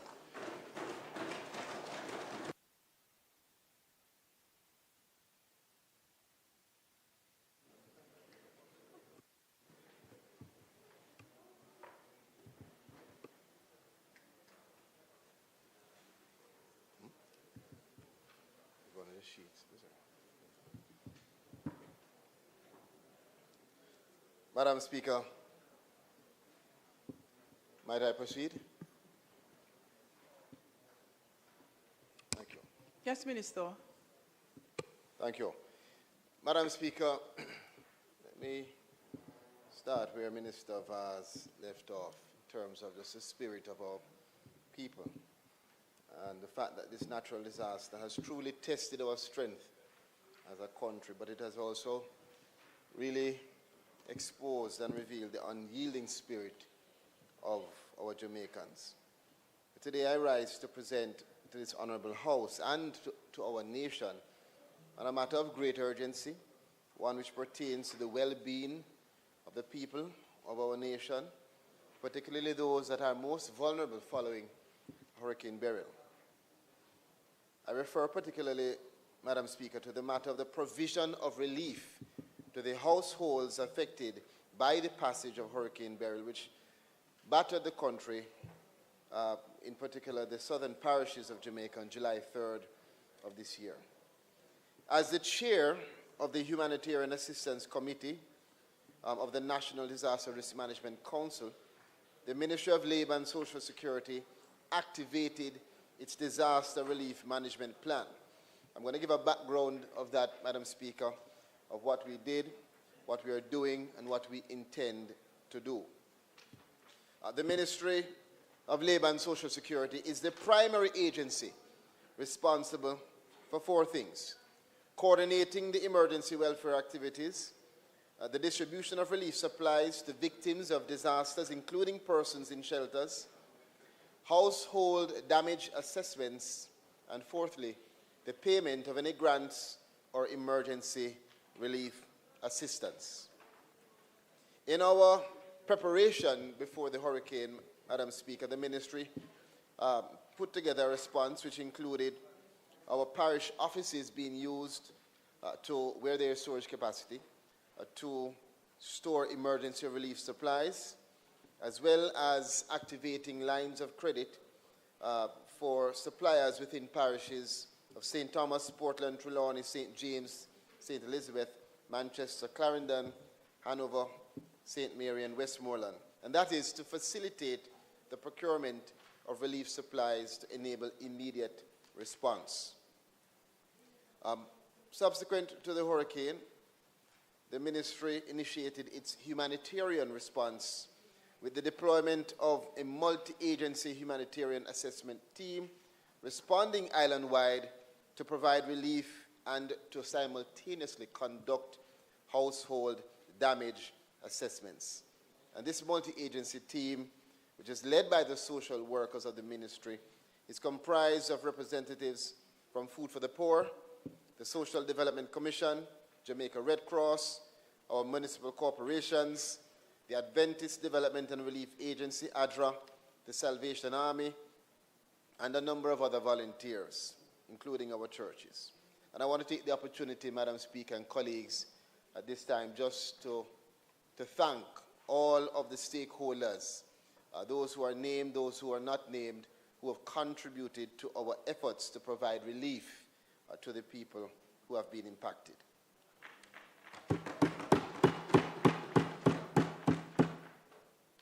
Initially, Madam Speaker, the teams in the worst affected parishes experienced obstacles in providing relief supplies. Of course, many of the areas were impassable, so there was limited mobility, blocked roads, damage to telecommunication and electricity infrastructure network, and limited accessibility for some of our workers who themselves were impacted by their communities being cut off.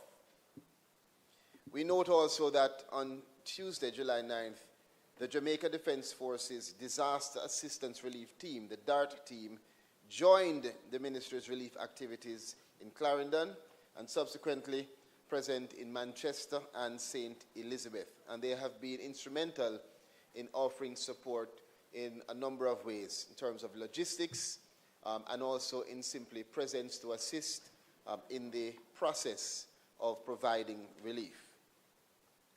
Madam Speaker, just to detail the humanitarian assistance that has been provided and to note that the task of providing relief to affected persons has been monumental. We can report that as of July 22nd, 2024, the ministry has provided the following relief items in response to the needs of households in affected communities. And this must also be read in context of the several other forms of relief provided by those partners that we have listed. So the ministry provided to date 11,697 food packages, 1,925 tarpaulins. We've provided 989 mattresses, 1,911 hygiene kits, and 500 cases of water, among other things. In addition, the parishes of Clarendon and Manchester were provided with additional supplies, including mosquito nets, bags of detergent, and 3 cases of hand sanitizers. And again, it must be read within the context of our information on what is provided by our partners elsewhere. As it relates to the provision of relief supplies in shelters, Madam Speaker, please recall that during the hurricane, we had 229 shelters opened across the island, housing 1,907 persons. Most shelters have returned, or persons who were in shelters, occupying shelters, have returned home. And the ministry, throughout that time, provided food supplies to those persons in shelters with the support of the Jamaica Red Cross, in particular in terms of preparing the meals, as well as the World Food Program that assisted in providing hot meals to several persons in shelters and in other targeted areas. Currently, we still have 2 shelters that remain open because of the exigencies in those communities and those who have been impacted.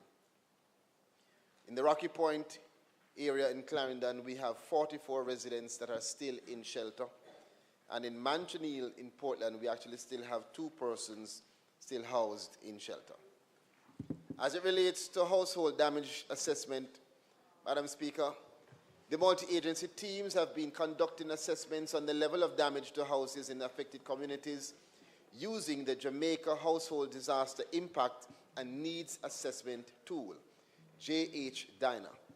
The JH-DINA is the primary assessment tool that is used to assess post-disaster household needs and conditions and to determine safety net responses following a disaster.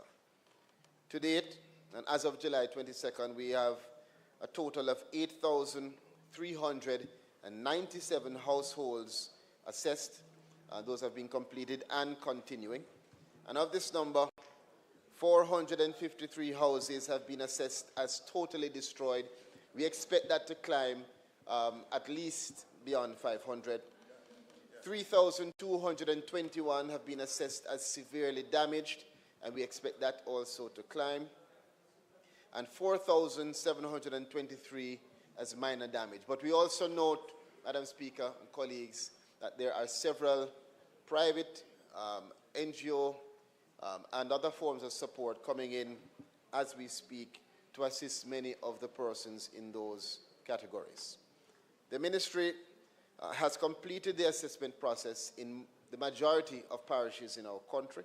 However, the process is ongoing, and it is understandable in those areas that have been most severely impacted in the southern area of Clarendon, Manchester, and St. Elizabeth. Those assessments continue.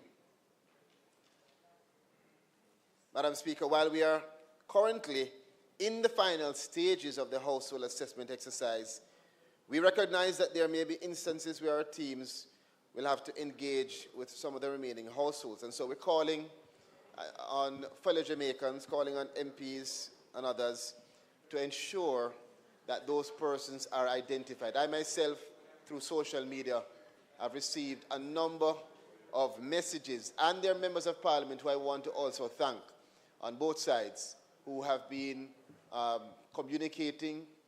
They've communicated their own challenges. Some have expressed challenges in terms of our reaching them. Others have been providing information, in particular, on any resident or constituent that is in need of support. And that information is instrumental, it is integral, and it is passed to our team and integrated in our efforts. So I want to thank members of Parliament and hope that we can continue to work together in that regard. But there are several persons who need to be identified, and have not yet been assisted. And we ask that the teams reach out to us, either by contacting our parish office, contact me directly, or call our customer contact center at 876-922-8000 to 13. I've extended, and I do so again, my personal invitation to members of Parliament to contact me if you have any constituents that are in need of support. Our goal is to ensure that no one is left behind, and we understand that that's going to be an incremental process, and we need your help in achieving it effectively. So far, based on the analysis of the assessments, Madam Speaker, the highest incidence of damage to date has occurred in St. Elizabeth, with 1,919 households to date, based on assessments, affected, followed by Clarendon with 1,243 households being affected. Clarendon experienced the highest incidence of totally destroyed houses, with 133 houses.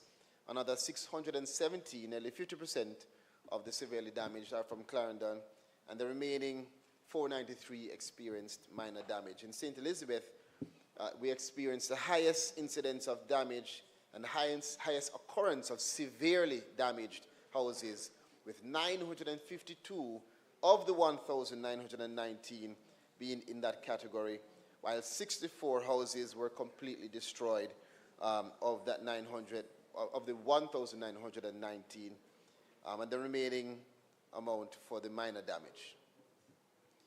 Against this background, Madam Speaker, the Ministry will be implementing several measures and new initiatives to support the households that have been impacted by the hurricane. We are going to be leveraging existing social programs, and we have looked across the ministry to see how, as we manage our provision of assistance, we can ensure that we are increasing the targeting and identification of beneficiaries and targeting some of the support there. So we will be utilizing that also throughout this process to gear our minds towards identifying residents, citizens who need to be put onto our social pension program, who need to be registered with the Disabilities Council, or who need to be registered with the National Council for Senior Citizens. So as we do our assessments, we use the opportunity to also identify those persons. This process will have a twofold benefit, Madam Speaker. In the first instance, it will increase our ability to provide ongoing... House Leader, the member's time for speaking has expired. Speaker, the member's time for speaking having been expired, I beg to move that his time be extended by 10 minutes to allow him to complete his presentation. Thanks, House Leader. The question is that the member's time be extended by 10 minutes to facilitate completion of a presentation statement by Minister. Those in favor? Those against? The ayes have it. Minister. Thank you, Madam Speaker. Thank you, colleagues. So, it's going to increase our ability to provide ongoing assistance to those vulnerable groups. And secondly, in the event of other emergencies, it will allow us to more readily respond, since we will have the records of who these persons are and where they are located. And that has been our effort even before Hurricane Beryl. The Ministry's Rehabilitation Grants Program, which provides a range of benefits that includes funeral grants and micro-business grants and school assistance, will also be targeted towards micro-business operators and others identified using our tool as being impacted. As well as our social intervention programs, we'll also be targeting households across the country. Minister, I will allow you the leeway. Member Warmington, would you be so kind as to take a seat? Thank you.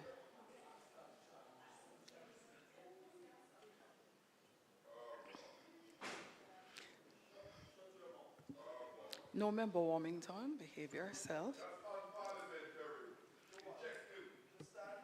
No, we will not go there. Members, we will not go there. Minister, you may proceed. Thank you, Madam Speaker. I'll imagine that those that are speaking don't need to hear this next part about No, distribution of no, relief. members, both members speaking, I'll ask you to stop. This is the first. Thank you. you. Warning. Allow the minister to speak uninterrupted and undisturbed. Madam Speaker, as I said, we are going to be utilizing all of the comprehensive programs we have to, in addition to the support that will be given in that $1 billion that was allocated, to ensure that we are giving a comprehensive support for households to rebuild. And a part of that will see our social intervention program allocating the provision of grants to students targeted in areas most greatly impacted. Madam Speaker, as it relates to the emergency grant assistance for rebuilding of houses, which I know is of interest to colleagues and to the nation, at this stage, the government of Jamaica has allocated $1 billion to support the rebuilding efforts. And Madam Speaker, based on the analysis of the damage assessments completed so far, we are projecting that approximately or more than 8,700 houses island-wide will require some level of support from the government to aid in their recovery and rebuilding. And I note, and I say for clarity, that we will not be able to provide support for a total rebuild, but this will be sufficient support to assist in the process of the recovery. Of this amount, the vast majority would have suffered minor damages. Families whose houses have been totally destroyed, which, based on the numbers, we estimate to be no less than 500, will receive a grant of $400,000.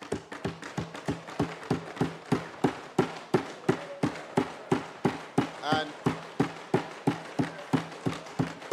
we will, Madam Speaker, give further details as necessary on the specific mechanism, as it is thought that we may provide it in 2 tranches.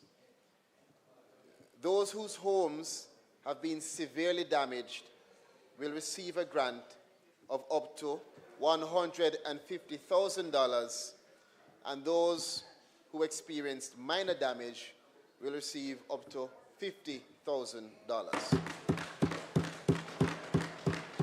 Now, let me be clear, Madam Speaker, we recognize that the immediate challenges presented by using check payments based on our experience, we recognize those challenges, and so we are exploring options to expedite this process, utilizing electronic payments and cash cards. And we expect that this will assist in us in terms of accountability, as well as being able to provide these grants and improve the service of delivery in a timely manner. Madam Speaker, we must, as a country, approach this restoration process in partnership. And that partnership must include all of our stakeholders. It is therefore expected that these grants will be supplemented by a range of other initiatives, including donor funds, including contributions from the diaspora, including private sector initiatives such as the recently launched National Commercial Banks Foundation Building a Better Jamaica Fund, including the CDF, which members of Parliament have, and including the support from the Food for the Poor. And I want to, at this time, acknowledge and specifically thank the Food for the Poor. We have received a report, Madam Speaker, and out of our discussions, we know that they have initiated a roofing program to assist with replacement of roofs across the country. And so far, we are assured that at least 20 roofs in some of the most affected areas have been already replaced. And they have mobilized to extend this across the country. So we want to thank Food for the Poor for that program. Madam Speaker, the government of Jamaica, through the Ministry of Labour and Social Security, through the Ministry of Foreign Affairs and Foreign Trade, the Planning Institute of Jamaica, as well, has been in dialogue with a number of international partners to provide assistance to persons affected by Hurricane Beryl. Specifically, Madam Speaker, we have been in discussions with the United Nations World Food Programme and UNICEF And so far, these talks have led to a few pledges of support. Let me detail these, Madam Speaker. Through a collaboration with the World Food Programme, the Ministry of Labour and Social Security will be implementing a cash assistance program to provide food support. This will provide support to severely affected families with meeting their basic needs, especially for food, over a period of 2 months. Priority will be given to households that meet specific criteria as established by the World Food Programme, as well as the calculation of a vulnerability score using 4 criteria specifically: the level of damage to the home, the economic vulnerability as determined by the employment status, the number of persons with disabilities in the household, and additional vulnerabilities, including gender, age, and whether the person is alone or with a family. The actual benefit size, Madam Speaker, will be calculated once the number of persons to be assisted and the available grant funds have been finalized. Madam Speaker, some offices of the Ministry of Labour and Social Security have also been impacted by disruptions in electricity and telecommunication services. So in addition to providing technical assistance to aid with the digitization of the post-disaster assessment information, the World Food Programme will also be implementing this food assistance program through cash-based transfer interventions in collaboration with the Ministry of Labour and Social Security. They will also be supporting the ministry to increase its resilience for future disasters through the provision of portable, easy-to-deploy generators, training in logistics and supplies management, and other critical areas. As it relates to UNICEF, Madam Speaker, in collaborating with the ministry, with the primary objective of that collaboration being to bolster support towards our children and their families, with an emphasis in this partnership on children with disabilities, so that we can quickly return them to normal in the affected areas. Benefits will be targeted to households within the most affected parishes who are registered on PATH, with a special focus on households with children with disabilities from 0 to 6 years old and pregnant and lactating mothers. The intervention will also provide cash and care packages for children and their families registered with the Jamaica Council for Persons with Disabilities and those participating in the Early Stimulation Program, which is a program that supports our children with disabilities under the age of 6. UNICEF, importantly, Madam Speaker, will begin by topping up PATH benefits to the above-mentioned groups in the August PATH payment, and the value of the benefit and duration are now being finalized. In conclusion, Madam Speaker, the level of dislocation occasioned by the passage of Hurricane Beryl requires our most urgent response. While the Ministry's response has provided and continues to provide relief, a strategic response providing a safety net to prevent the impacted families from falling into worsened socio-economic status must be paramount on the national agenda, and that is our effort today. The Ministry of Labour and Social Security remains steadfast in continuing to provide relief to those affected. And let me thank the team, the Permanent Secretary and team at the Ministry, and all our parish offices, particularly our parish managers, who have been working to achieve these outcomes. We will continue, and we continue to boost, Madam Speaker, the nation's recovery efforts, and I ask each member of the Parliament to support this critical exercise. This is the time for us to make a tangible declaration, Madam Speaker, towards our commitment to the well-being of our people. Thank you.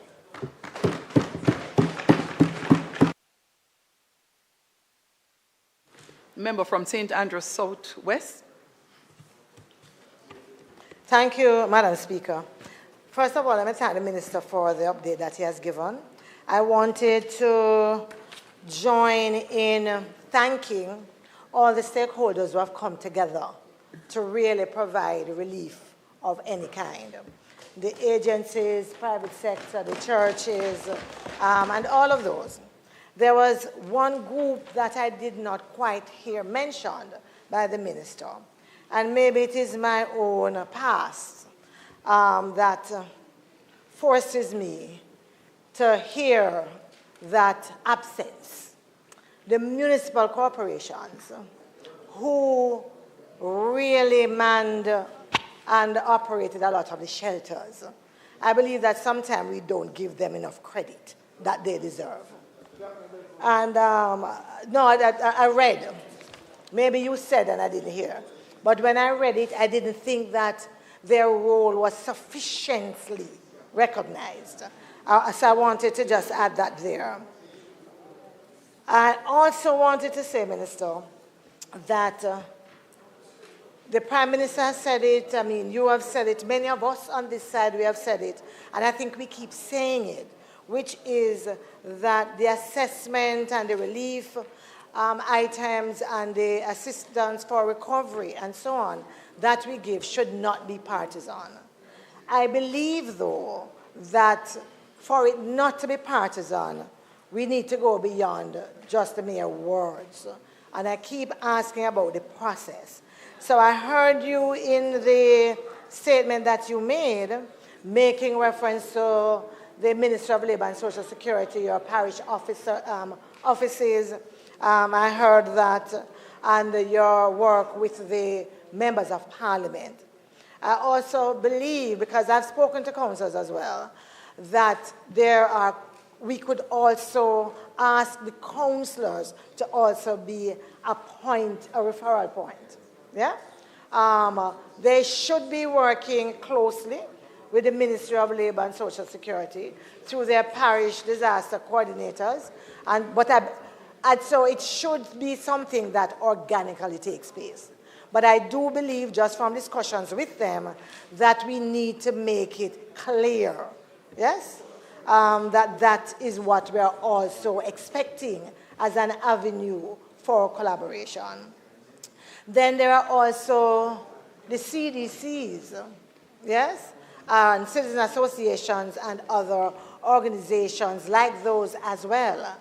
I believe that we should also make it very clear, expressly clear, that we are also asking them to join in identifying individuals who are in need so that your team can go behind that and do the assessment.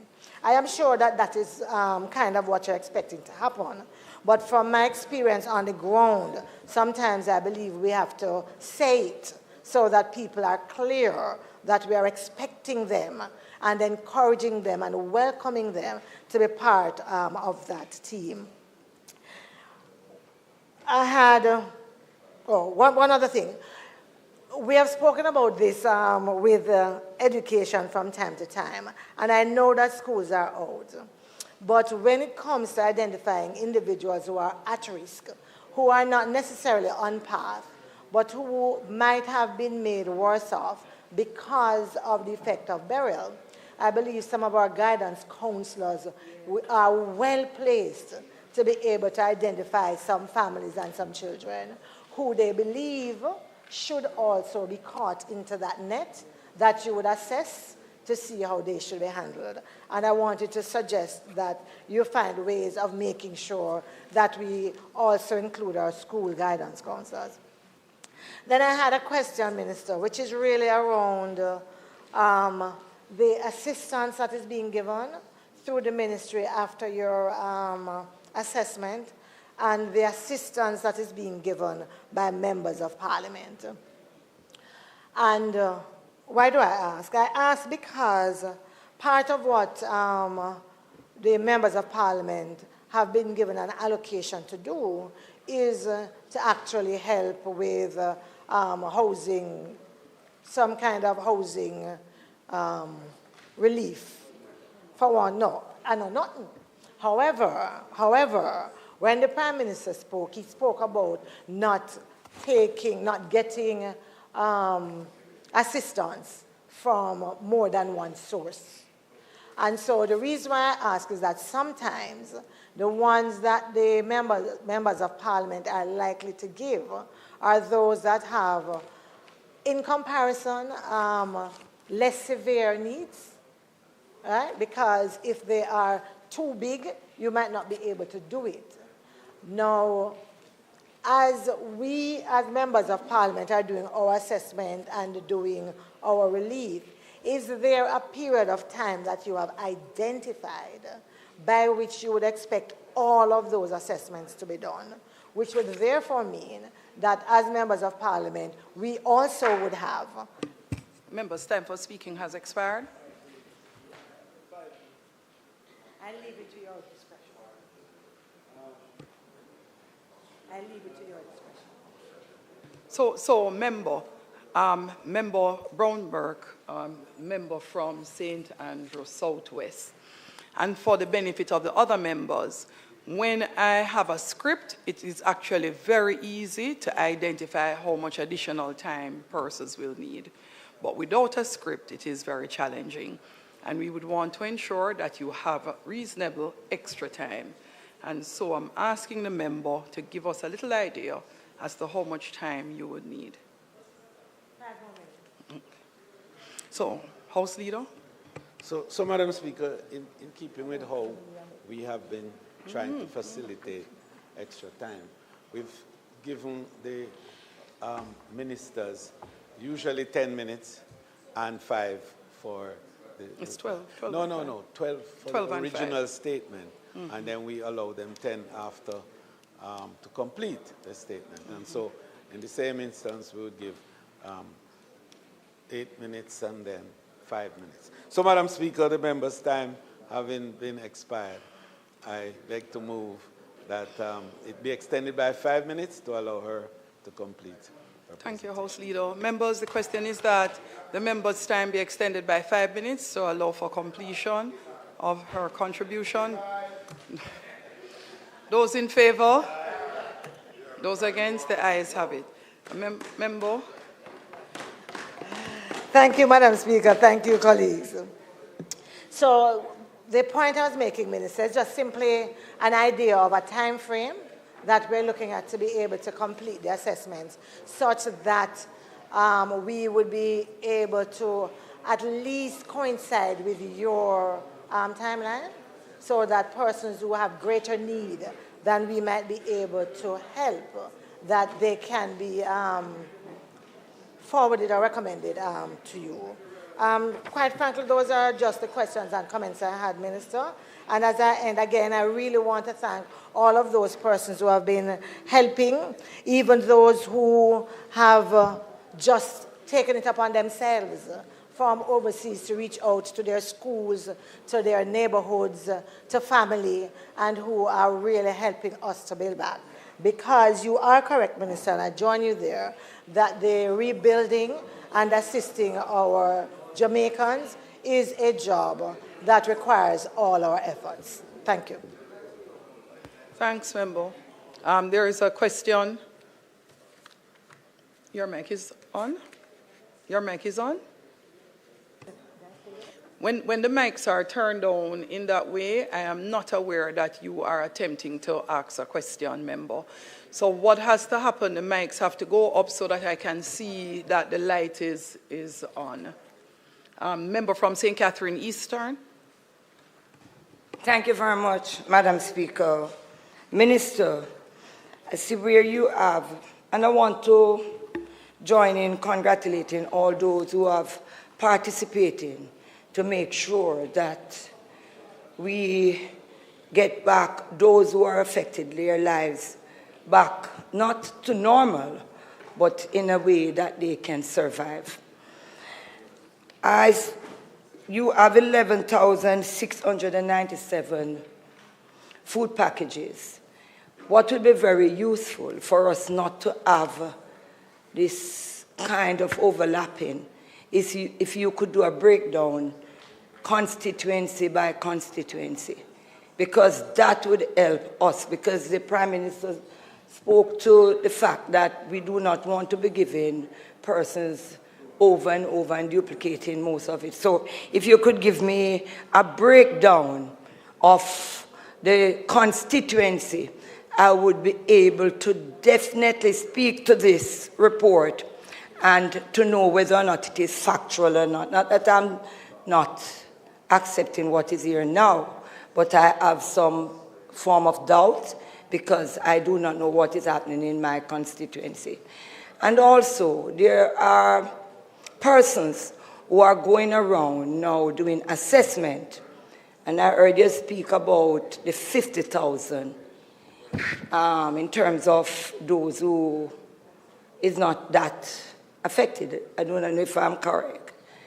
But I want to caution, Minister, the fact that there is no one that is going to say that they were not affected. Going around now, house to house, doing these investigations, there's a certain level of expectations. And probably what you want to do for it to work might end up creating nothing but chaos. So I want to caution the persons who are going out there to do their investigations, and for persons who are assisting them to take them house to house to make sure that they know what they are doing and do not overpromise and not and underdeliver. Thank you. Thank you, Minister. Thank you. I'd like to thank colleagues for the questions. Just to respond to the member from Southwest St. Andrew firstly. As it relates to the reference to municipal corporation, I just want to note that I do agree with her that they have played an instrumental role, and if she looks carefully, she'll see that on page 2, where we listed the stakeholders, they are a part of the stakeholders that we listed, as well as I believe I actually communicated it in my presentation. And I'll add to that that we also have been supported by our poor relief officers as well as others across ministry. Even officers from the Ministry of Education and Ministry of Health have been instrumental in this complete process as stakeholders. Additionally, the issue as it relates to the engagement of councillors, I want to refer the member to what I know she should be aware of, that our parish managers sit as part of the parish disaster committee, and so they interact with all councillors, and so they get an opportunity to engage on several of those issues. Matter of fact, maybe even more than they interact with members of parliament in that formal setting, in terms of the Ministry of Labour and Social Security parish managers who are a part of that committee. Guidance councillors, as she mentioned as well, are not limited. They're not constrained in terms of providing information.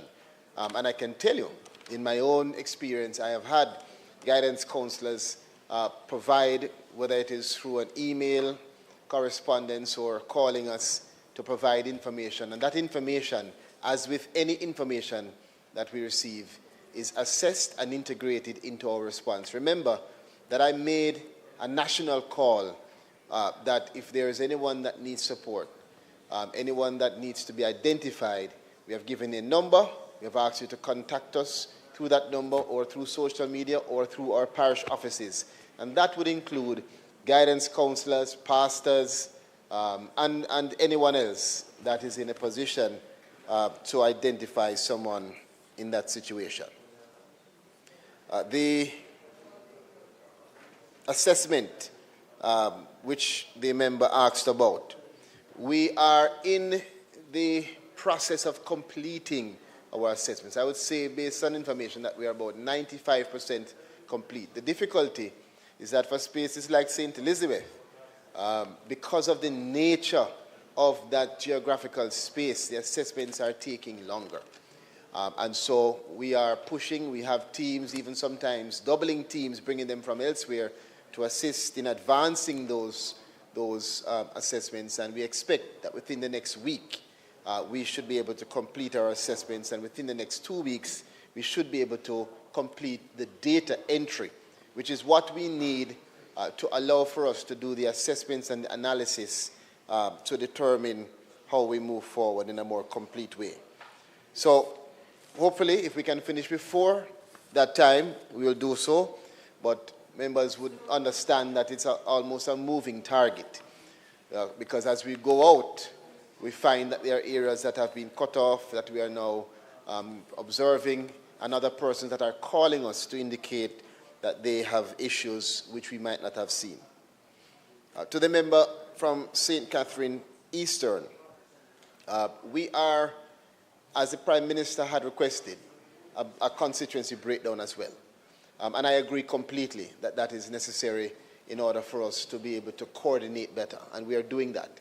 We haven't been able to complete it yet because as the information is coming in and being digitized, but we will get back to members with that constituency breakdown. For now, the clear directive is for the parish offices to now collaborate with members of Parliament in terms, as best as possible, in terms of providing information on where they have served, if not, and if possible, even a list of who they have served. In the initial stages, it was incredibly difficult, to the point where parish managers and other officers were making calls, not able to get through, and even myself, they couldn't get through to because of where I was. It is easier now, and so I expect that the process will be more streamlined, and we will be able to do, as you said, have much better coordination. But I take your comment, and I agree completely with that, and we are working to have that breakdown. I notice where you have given caution regarding the assessment, and likewise, we have given caution to our officers regarding the assessment. They are trained experts with the understanding of how to do those assessments, and any volunteers that assist us, that information is also now reviewed to ensure the efficacy and accuracy of that information, as well as us having an understanding that of the social context. Let me leave it there. So you will note that our officers were out immediately after the hurricane, particularly in those areas where we knew there was greatest impact. And so we not only take the word from the persons who are occupying the households. That's why we have the JH Diner tool. It has a number of questions which are asked, which assist us to make our own observations and our own damage assessments, as well as we had made a declaration to victims to take pictures. So we asked victims, make sure that you take pictures before, particularly for those persons who are already making rectifications or rehabilitation to their home. So we are aware of that, and again, I want to thank you for your two comments, and we agree, and we're doing what we can to assure caution in how we assess. Thank you. Minister, announcements.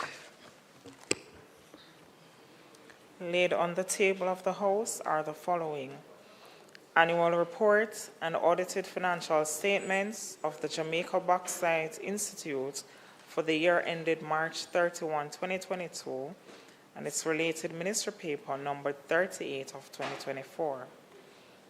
Annual report of the Casino Gaming Commission for the year ended March 31, 2022, and its related ministry paper number 39 of 2024. Annual report and audited financial statements of the Real Estate Board and the Commission of Strata Corporations for the financial year 2018-2019. Annual reports and audited financial statements of the St. Anne Development Company for the financial year 2014-2015. Annual report and audited financial statements of the Housing Agency of Jamaica Limited for the period ending March 2021. Report of the Standing Finance Committee of the whole House of Representatives, consisting of all members of the House of Representatives, on the monetary policy statement covering the 6 months ended March 2024, supported by the quarterly monetary policy report, February 2024, volume 24, number 3, and the quarterly monetary policy report, May 2024, volume 24, number 4. Interim report of the Integrity Commission Oversight Committee on its deliberations on the 2023-2024 annual report of the Integrity Commission. And finally, the Auditor General's Department certified appropriation accounts for head 19,000 recurrent for the Minister of Economic Growth and Job Creation and for the year 2020-2021. Thank you, Madam Speaker. Thank you. Bills brought from the Senate. The following is a message from the President of the Senate.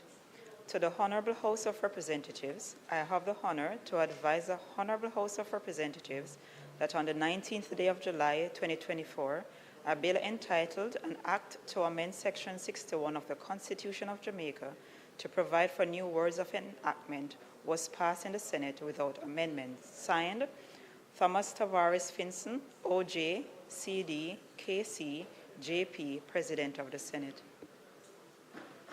Thank you.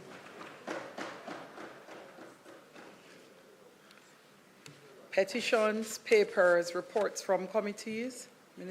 House Leader.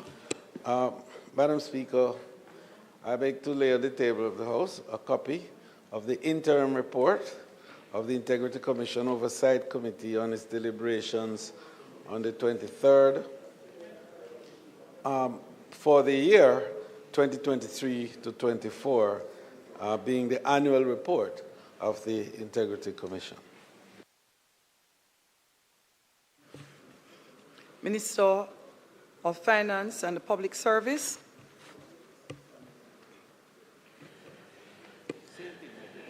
Madam Speaker, I beg to lay on the table of the House a copy of the report of the Standing Finance Committee of the whole House of Representatives, consisting of all the members of the House of Representatives on a monetary policy statement covering the 6 months ended March 2024, supported by the quarterly monetary policy report, February 2024, volume 24, number 3, and the quarterly monetary policy report, May 2024, volume 24, number 4. Minister, you may just remain standing. Notices of motions given orally.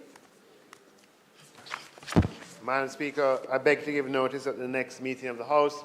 I'll move, be it resolved, that the report of the Standing Finance Committee of the whole House of Representatives, consisting of all members of the House of Representatives, on a monetary policy statement covering 6 months ended March 2024, supported by the quarterly monetary policy report, February 2024, volume 24, number 3, and the quarterly monetary policy report, May 2024, volume 24, number 4, which was laid on the table of the House on the 23rd day of July, be adopted. Madam Speaker, I further beg to give notice that at a later stage today, I'll move for the suspension of the standing orders to enable me to take this motion. Thank you, Minister. House Leader. Madam Speaker, I beg to give notice that at the next meeting of the House, I will move, be it resolved that the interim report of the Integrity Commission Oversight Committee on its deliberations on the 2023-2024 annual report of the Integrity Commission, which was laid on the table of the House on the 23rd day of July 2024, be adopted. Madam Speaker, I beg to give further notice that at a later stage today, I will move for the suspension of the standing orders to enable me to take this motion. Madam Speaker, I beg to give notice that at the next meeting of the House, I will move to introduce and have read a first time a bill shortly entitled The Representation of the People's Amendment Act 2024. Thank you, House Leader. Questions and answers to questions. House Leader.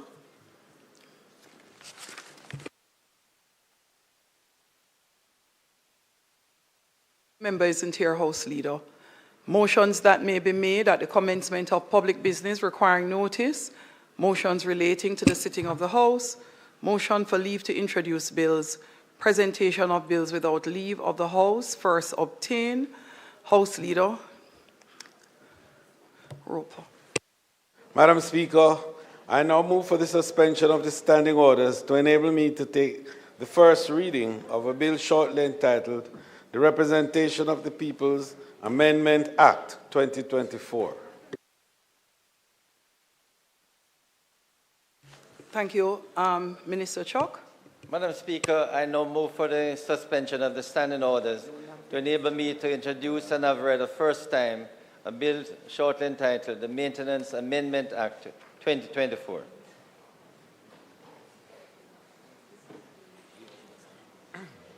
Madam Speaker, just in continuation of the bill that I presented for first reading, I await your guidance. I will complete with Minister Chuck, And then since come back he's to you. on his feet. The question is that the standing orders be suspended to allow the minister to take the first reading of the bill, shortly entitled the Judicial Rules. No, that's what. Madam Speaker, I now move that a bill Rules of the shortly Court entitled Amendment Act, the Maintenance Amendment Act 2024 be read a first time. Those in favor? Those against? The ayes have it. A bill shortly entitled the Maintenance Amendment Act 2024 read a first time. Madam Speaker, I beg to give notice of second reading of the bill. No, Madam Speaker, I further beg to give notice that at a later stage today, I will move for the suspension of the standing orders to enable me to take second reading of the bill and to take it through all its concluding stages. Okay, Minister, House Leader.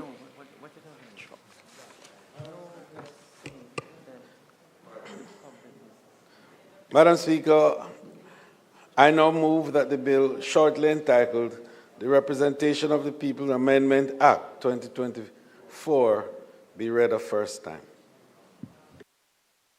Members, the question is that the standing orders be suspended to allow the minister to take the first reading of the bill. Those in favor? Those against? The ayes have it. Minister. Notice of the second reading of the bill. No.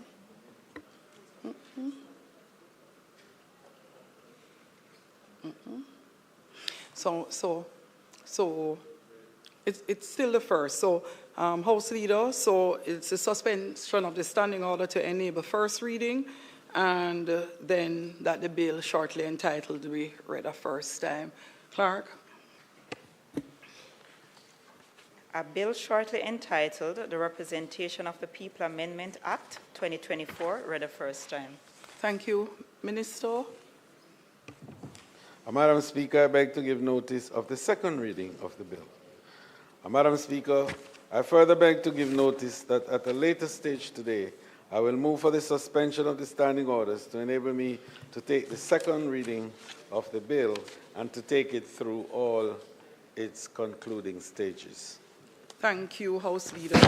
We are not in receipt of the other bill, Minister, so we will. Is it now here? It's here? No. I had a second bill, the Rules of Court, to add the DPP to the committee. Yes, it's not here. That's it. Right, but the short form has not yet arrived. Yes. I mean, I'm amazed. So we will proceed, Minister. But we'll proceed with these two bills. If it comes in time, we'll just ask for it to be dealt with. Right. So House Leader, Public Business. Madam Speaker, there are a number of matters to be dealt with on public business. The Minister of National Security has a matter to be dealt with, as well as the Minister of Justice, and of course, I will then take the Representation of the People's Act Amendment 2024. May it please you, Madam Speaker. So, members, you will work in keeping with the direction provided by House Leader. So, Minister, I'm not seeing Minister. Oh. Deputy Prime Minister and Minister of National Security. Will you need a podium? Orderly? Short, but to be useful. Thank you.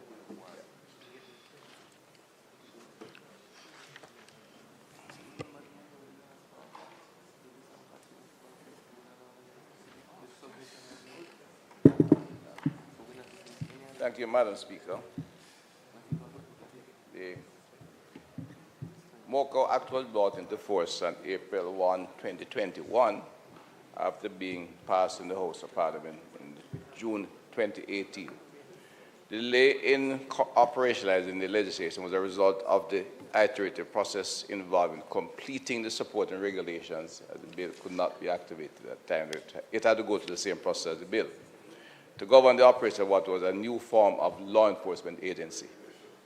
The Principal Act, amongst other things, establishes the agency's mandate and contextual and focus by defining the term serious crime as serious crime meaning offense which is specified or fall within a description specified in the first schedule, which the Director General considers to be sufficiently serious for the agency to conduct an investigation on the Act after considering any of the following factors. A, whether or not the crime is transnational in nature, or whether or not the crime poses a significant threat to national security and public safety. Pursuant to Section 43 of the Act, the Minister may, by order, subject to affirmative resolution, amend the schedule other than custodial sentences, which is what we're about to do.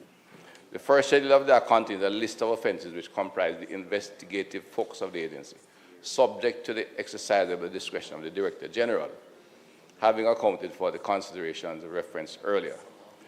Recognizing that the legislation treated this list as being exhaustive and representative of the offences which comprises its mandate, it has become necessary to expand the list of offences to increase the agency's effectiveness in dismantling organized criminal act network in Jamaica.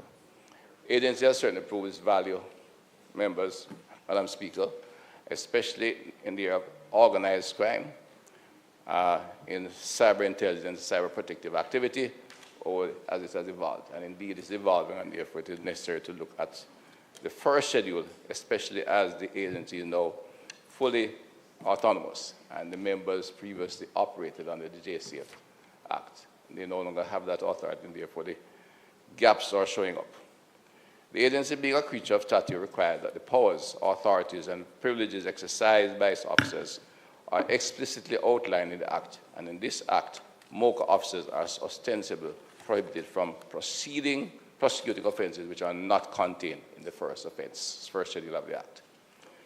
Prior to the full operationalization of the MOCO Act, the agency was formed through the merger of the MOCO Task Force, I think previously called Kingfish, and the anti-corruption branch of the JCF, Jamaica Consular Force, which resulted in a combined formation comprising members of the Jamaica Defense Force and the Jamaica Constabulary Force. At that point, the members therefore could operate under the Jamaica Consular Force Act. In addition, the merger paired a particular legacy in terms of type of crime that those formations investigated, which were enabled by the powers vested in the police officers by the Constabulary Force Act.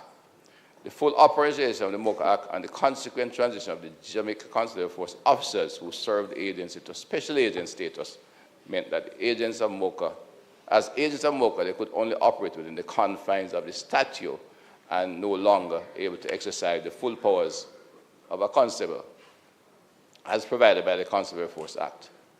The true implication of this shift were realized when the agency commenced in earnest the training of its members with regard to the execution of their powers, authority, and privileges pursuant to the Act. Effectively, this meant that certain investigations would be stymied due to the agency's inability to exercise powers in respect of legislation omitted from the first schedule. This restriction resulted in MOCO officers in real terms being unable to in particular circumstances to represent by way of charges laid the full offending of an individual placed before the court or in an investigation of certain organized criminal organization. The real concern, therefore, is that in the absence of any statutory authority permitting the investigation and prosecution of certain excluded offences, such actions and activities connected to them would be deemed to have been ultra vires the MOCO Act. During the development of the Principal Act, the schedule of offences listed in the Criminal Justice Suppression of Criminal Organization Act was used as a precedent to develop the first schedule of the said Act. It being a readily available compendium of offences worthy of comprising the agency's investigative focus, it is therefore timely to bring to attention the Criminal Justice Suppression of Criminal Organization Act, CJSCO, which recently amended to redefine Schedule 1 offences under that legislation to language reflecting applicable offences which, like the MOCO Act, contains a list of offences. The inclusion of the Criminal Justice Suppression of Criminal Organization Act. In the first schedule of the MOCO Act means that the agency can investigate and prosecute any offense provided under that legislation. The relevant schedule of the CJSCO Act contains several of the offenses included in this proposal, but it appears that MOCO's ability to investigate and or prosecute these offenses would have to be done pursuant to an anti-gang investigation. The proposed amendments will empower the agency to conduct similar investigation in circumstances not involving criminal organization as contemplated in the Criminal Justice Suppression of Criminal Organization Act. I'll go look at the proposed amendments that we're examining. Over the period from the initial merger of the formation of formal establishment of the agency, MOCO's mandate has had to evolve in keeping with contemporary developments in the criminal environment and law enforcement landscape. And the evolution is continuing. As an example, the MOCO task force had primarily focused on the investigation of lotto scamming offenses in breach of the law reform, fraudulent transactions, special scamming, special provisions, Act 2013. Much of this was later remitted to the Jamaica Constabulary Force when a decision was taken to relocate the anti-lotto scamming task force to the organization. MOCO now focuses on the network involving scamming, while the police focus on the individual cases. It's also bearing in mind that the U.S. Postal Services focuses are the individual scam is brought to the attention of the Postal Service when the amount of money exceeds 100,000 US. That is too high a bar for the Jamaican police, but the Jamaica focuses on any scammer, literally, while MOCO, in cooperation with the international partners, focuses on the networks that are involved in the large amounts of money. And the amount of money, in fact, has been increasing in recent times, but they have had some significant successes. Data only as of last week, a major leader of a network involved was identified and arrested in the U.S. Can now operate from both Jamaica and U.S. territory for identifiable 10 million US. When 10 million US is identified, it means there may be 110 because it is what you can account for by hard evidence as opposed to what the person has been involved in. There's also a major case, and I think it was Willox back in very recently, another 12 individuals were involved in a network. So the MOCO now focus on network rather than the individual lot of scammers, so to speak, or individuals involved in network activity that deal with huge amounts of funding. This paved the way for MOCO to focus on the more organized and high-level involvement of criminal organizations in this type of activity. As another example, there was a shift in focus from corruption matters involving members of the JCF following the establishment of the Inspectorate and Professional Standards Oversight Bureau of the JCF to more high-level involvement of police officers in criminal organizations. In a similar fashion, the agency was able to impose its focus on the linkages between organized crime networks and influential persons in both public and private sector. Despite these changes and other efforts to refine the agency's mandate over time, there remains a cadre of offenses which are consistently featured in the agency investigative output, which underscores the value in expanding the first schedule to include offenses contemplated in the proposed amendments. For mentioning, in addition to the examples I've given you, there was the Manchester Parish Homes activity, there is money laundering of significance involving private sector and the criminal organization. I think so far, in one case, which I've recently concluded, they have already seized with FID some 500 million in assets and continue to seize more. There is currently, in terms of real estate value, maybe near $10 billion, depending on how we value them, the real estate valuation, that has MOCO in collaboration with the agencies have in fact forfeited on behalf of government. The amount of money involved in that aspect of operation is huge, and the effort has to be, in fact, intensified in dealing with it. It not only feeds money to criminal activists who are involved in buying guns, which they use to kill people, in fact, they become their own gangs, but when large amounts of illegal money enter the economy, it's a threat risk to the entire society. And that aspect of their work is being expanded and intensified. But in dealing with networks, we have to expand the number of activities and offenses, because the networks, once they acquire funding and employ their gangs, participate in a number of what you'd call common law activities and regular offenses as part of their activity, and oftentimes the best way to catch them is to get them in the other predicate offenses. The proposals include both statutory and common law offenses, summarized and discussed as follows. The last Act of 1942, as indicated to me, the last Act of 1942 has reference to, say, computer fraud. Well, doesn't do anything in cyberspace, sorry. And the Forgery Act of 1942 as well has no reference to forgery using a computer. So in fact, someone who can forge a document, but until they use it, the law have no locus. Debater, I say lawyer word, but that's why I'm told that advice because of the age of the law. But these are being brought into the MOCO schedule that MOCO can in fact investigate, and MOCO has in fact developed quite an impressive capacity in dealing with cyber protection, cyber investigation, and cyber intelligence, which we want to preserve and allow them to use to its maximum. The Criminal Justice Administration Act 2014, the Road Traffic Act 2018, which is new, the Firearms New Prohibition, Restriction, and Regulation Act 2022, Betting, Gaming, and Lotteries Act 1966, the Fisheries Act 2018, again, one area where organized criminals are getting involved and therefore requires support. While the Coast Guard does its regular work and the police, it requires a level of focused, organized activity as they involve in arms and of course raiding of fisheries, lobster and spiny lobster and conch. Pederasty Prevention Act 1983 and common law offenses to include misconduct of public office, conspiracy, cheating the public revenue, and inchoate offense. The last Act 1952, this legislation contains a number of offenses that are consistently featured in matters investigated and prosecuted by the agency.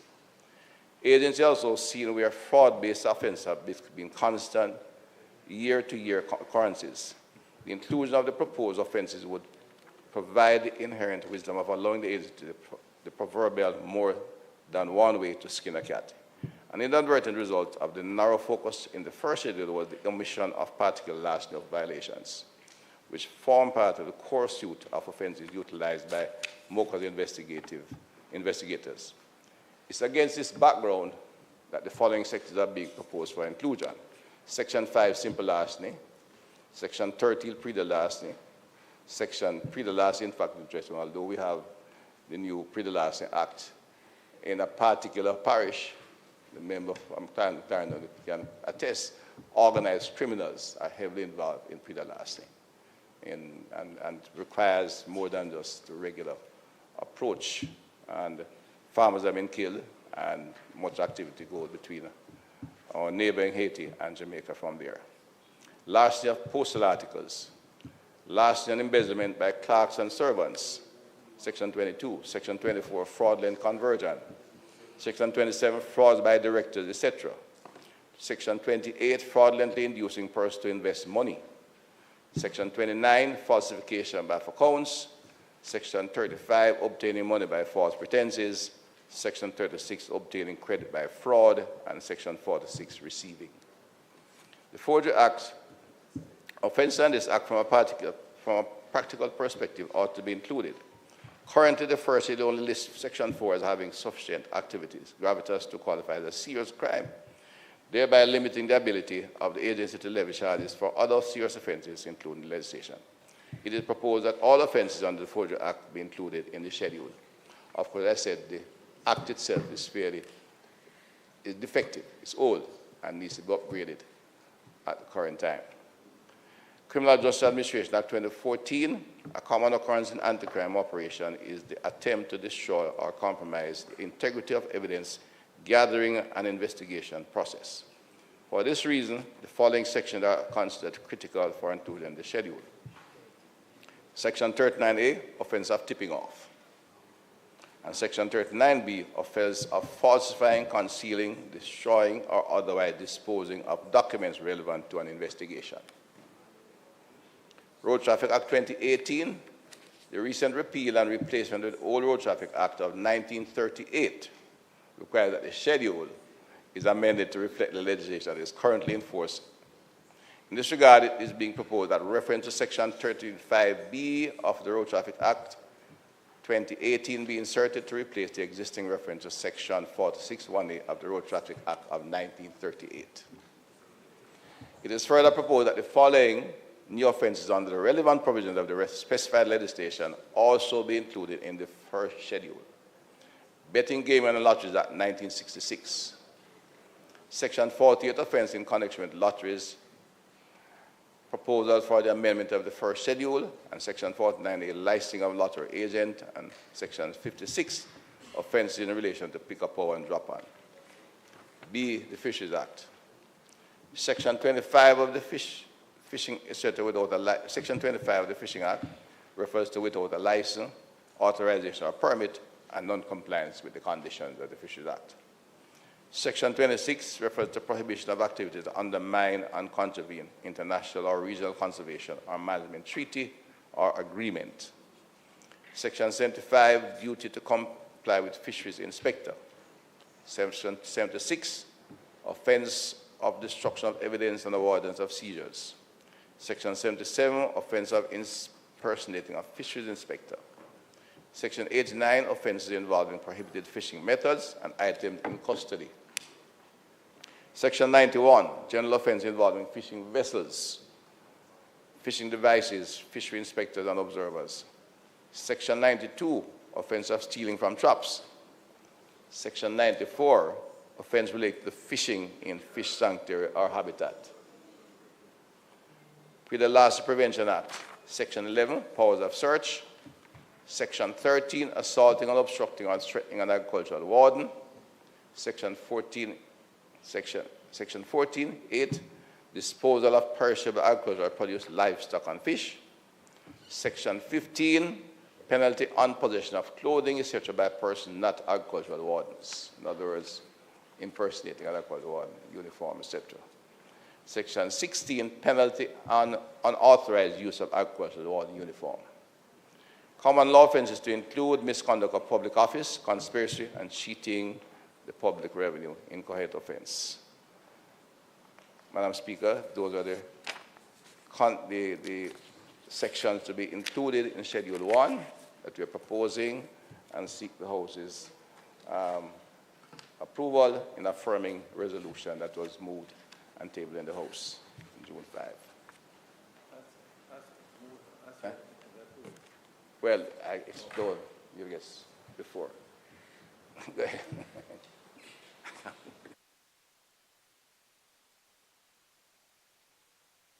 Member from St. Catherine South. Thank you, Madam Speaker. Madam Speaker, this is not a contentious issue. Coincidentally, next month will be the 10-year anniversary of the promulgation of MOCO. And as many are aware, no, Peter Bunting, as many will be aware,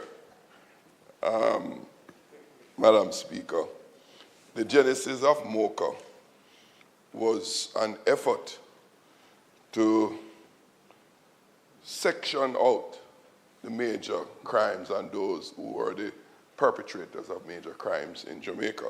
And as the minister said, we all know about Kingpin years ago, the mastermind of much of the criminal activities in Jamaica.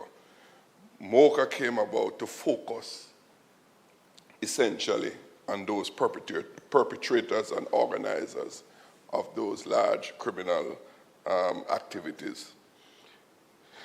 It is a fact that as a new entity that was being promulgated, there's a lot of learning that had to take place, and that occurred in the promulgation of the Act in 2018.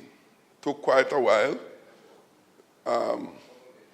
In 21, well, it was tabled, Act was done in 2018, but I think it was promulgated in 2021, as the minister corrected. It's quite a journey. During that exercise, on both sides, it was recognized and accepted that it would be an emerging legislation, as it was an emerging institution. It was drawn up of very experienced and skilled officers from the JCF and the JDF at the time. And of course, it stumbled a bit because it wasn't sufficiently resourced to make adequate recruitment as is necessary to make it as effective as we would have wanted and as the country had demanded it to be at the time. So what the minister has brought here is an expansion of the breaches of the various legislation and the breaches under those legislation that MOCO would be empowered to pursue. And we commend that. We want MOCO to become a strong and feared criminal investigative authority.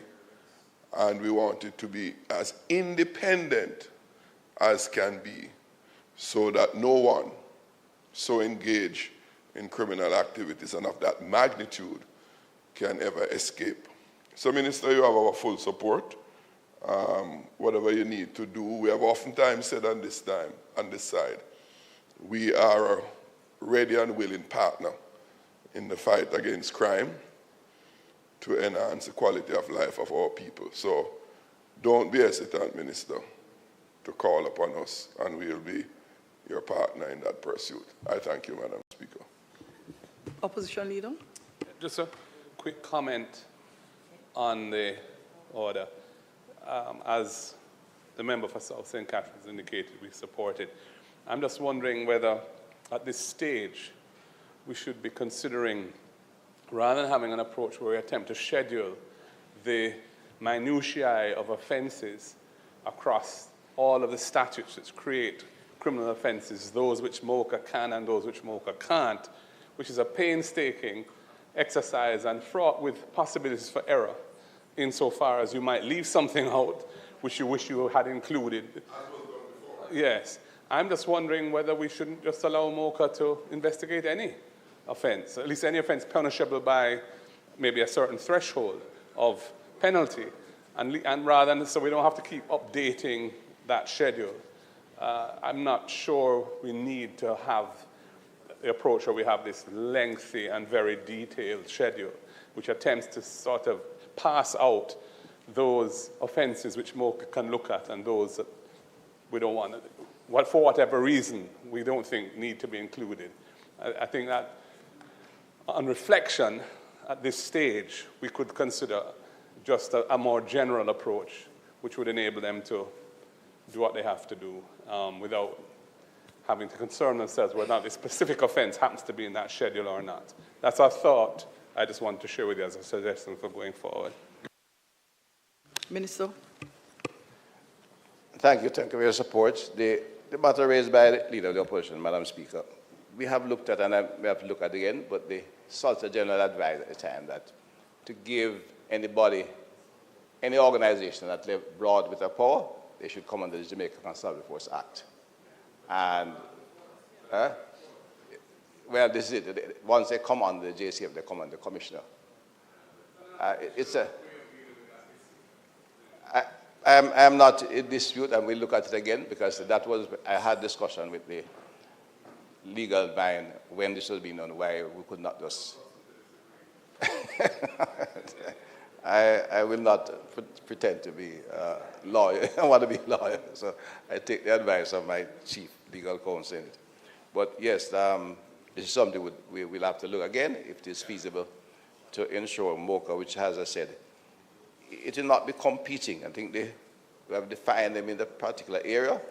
We have established with these 500 highly qualified individuals, the terms of service established, and they're supposed to focus on complex cases. Yeah. Yeah, they selected, you know, and the body has been evolving. Just last week, Thursday, when we had the IT failure, so they have evolved considerable capacity and strength in cyber protective measures and service investigation. At 2 a.m. in the morning, Thursday morning, they're up, and by morning they had the patch to call our agents that might be affected by a cold strike to, correct the problem, and at the same time in touch with the international body to see that, what was happening and inform and educate our people. Their capacity there is excellent, and in addition to the JCF members who have joined, we have excellent young team coming out of UTech in particular and the university who have joined the force, got the training in these areas and are performing at an extremely high level at which the country can be quite proud that we have this capacity at this point in time. So, Madam Speaker, I move that resolution be cited as the Major Organized Crime and Anti-Corruption Agency Amendment of 1st Schedule Order 2024 resolution. The Major Organized Crime and Anti-Corruption Agency Amendment Act of 1st Schedule October 2024 is hereby affirmed. Those in favor? Those against? The ayes have it. Minister Chok. Turn your mic on. Madam Speaker, I now move for the suspension of the standing orders to enable me to take second reading of the bill, notice of which I gave earlier, and also for me to take it through all its concluding stages. The question is that the standing orders be suspended to take second reading of the bill, notice of which was given earlier. Those in favor? Those in favor? Those against? The ayes have it. Minister, thank you, Madam Speaker. Madam Speaker, the bill before the House today is an act to amend the Maintenance Act and to provide for connected matters. The Maintenance Act, Madam Speaker, 2005, amongst other things, places an obligation on spouses to maintain each other and places an obligation on parents to maintain their children. As it specifically pertains to the maintenance of children, Section 16(1)(a) of the Principal Act states that an order of maintenance shall remain in force until a child reaches the age of 18 years. Prior to the child reaching the age of 18 years, Section 16(3) of the Principal Act allows for an application to be made to the court for the grant of a maintenance order or for the extension of an existing maintenance order in the circumstances where the child is or will be engaged in a course of education or training. Madam Speaker, it is in these circumstances alone that the court is empowered to grant or extend an order of maintenance, which will come to an end once a child attains the age of 23 years. One could surmise, Madam Speaker, that it was the intention of the legislature to ensure that children can continue to receive maintenance even after they have attained the age of majority, if there is the condition of continuing education. However, Madam Speaker, despite the intention of the legislature, the Principal Act restricts the court from granting a maintenance order in respect of a child who is beyond the age of 18 years. In other words, if an application for a maintenance order is not made to the court prior to the child attaining the age of 18 years, then a subsequent application cannot be successfully made in respect of that child who is or will be engaged in a course of education or training. The effect of this is that the Principal Act allows parents who are required to pay maintenance to discontinue paying maintenance for his or her child as soon as the child attains the age of majority. This is allowed whether or not the child is still in school, and in such circumstances, there is no recourse available to the child or the parent who wishes to make an application for a maintenance order in respect of the child. There have been numerous cases, unfortunately, Madam Speaker, where in fact even the lower court grants the order. So the Supreme Court in one case made the point that the mother, once made an application for a maintenance order in respect of her daughter, who is a child of the marriage, case Brooks and Brooks. However, this application was made when her daughter, though at a tertiary institution at the time, was almost 20 years old. The court therefore ruled that it had no jurisdiction to order maintenance for a child who was already over the age of 18 years. Then again, Madam Speaker, similarly, in the appeal case of Roe and Brown, the father of the child appealed the ruling of the resident magistrate's court, which made an order to extend an existing maintenance order for the child. The resident magistrate's court ordered that the maintenance order be extended until the child attains the age of 23 years, as the child was still attending high school. However, the application was made a few weeks after the child had attained the age of 18 years. The Court of Appeal therefore ruled, amongst other things, that for an extension of the maintenance order to be granted, the application should have been made before the child's 18th birthday, and consequently, before the order had expired. These cases, Madam Speaker, are some examples of hardship caused by the restriction in the law, and it is in light of these hardships that the government found it appropriate to put forward its proposal to amend the Maintenance Act. Madam Speaker, I must thank a number of attorneys who brought it to my attention, and sadly, you know, things move too slow. This should have been done 3-4 years ago when it was brought to my attention. I want to thank one particular lawyer, Sherry-Ann McGregor, at Newnes Schofield, who had many of these cases where she had advised the wife, because the child is now 19 or one day over 18, you can't get any further maintenance if the father refuses. Really, really sad. So, Madam Speaker, the amendment to the Maintenance Act seeks to allow for a maintenance order to be granted by the court after a child attains the age of 18 years for the purpose of engaging in a course of education or training, whether or not an order of maintenance had been issued prior. Such order, however, would not extend for any period beyond the child attaining the age of 23 years. So there could be an extension of maintenance order for training and education up to 23, which I have no doubt was the intention of the principal bill. The amendment also seeks to allow for the application for a maintenance order to be made by the child himself who has attained the age of 18 years, the child's parents, or any other person who has the care and custody of the child. Finally, Madam Speaker, it should also be noted that the amendment to the Maintenance Act results in a consequential amendment to the Children, Guardian and Custody Act in order to achieve consistency throughout the legislations. Currently, the period in which a court may grant or extend a maintenance order pursuant to the Children, Guardianship and Custody Act is a period not beyond the date on which a child attains the age of 21 years. So we are extending it to 23. As such, the government seeks to consequentially amend this period, which is the period not beyond the date on which a child attains the age of 23 years. Madam Speaker, it is with all of this in mind that I commit this bill, which seeks to amend the Maintenance Act and consequently amend the Children, Guardianship and Custody Act to the House for approval. I will now take us through the clauses of the bill. Clause 1 of the bill makes it abundantly clear that the bill shall be read and construed as one with the Principal Act.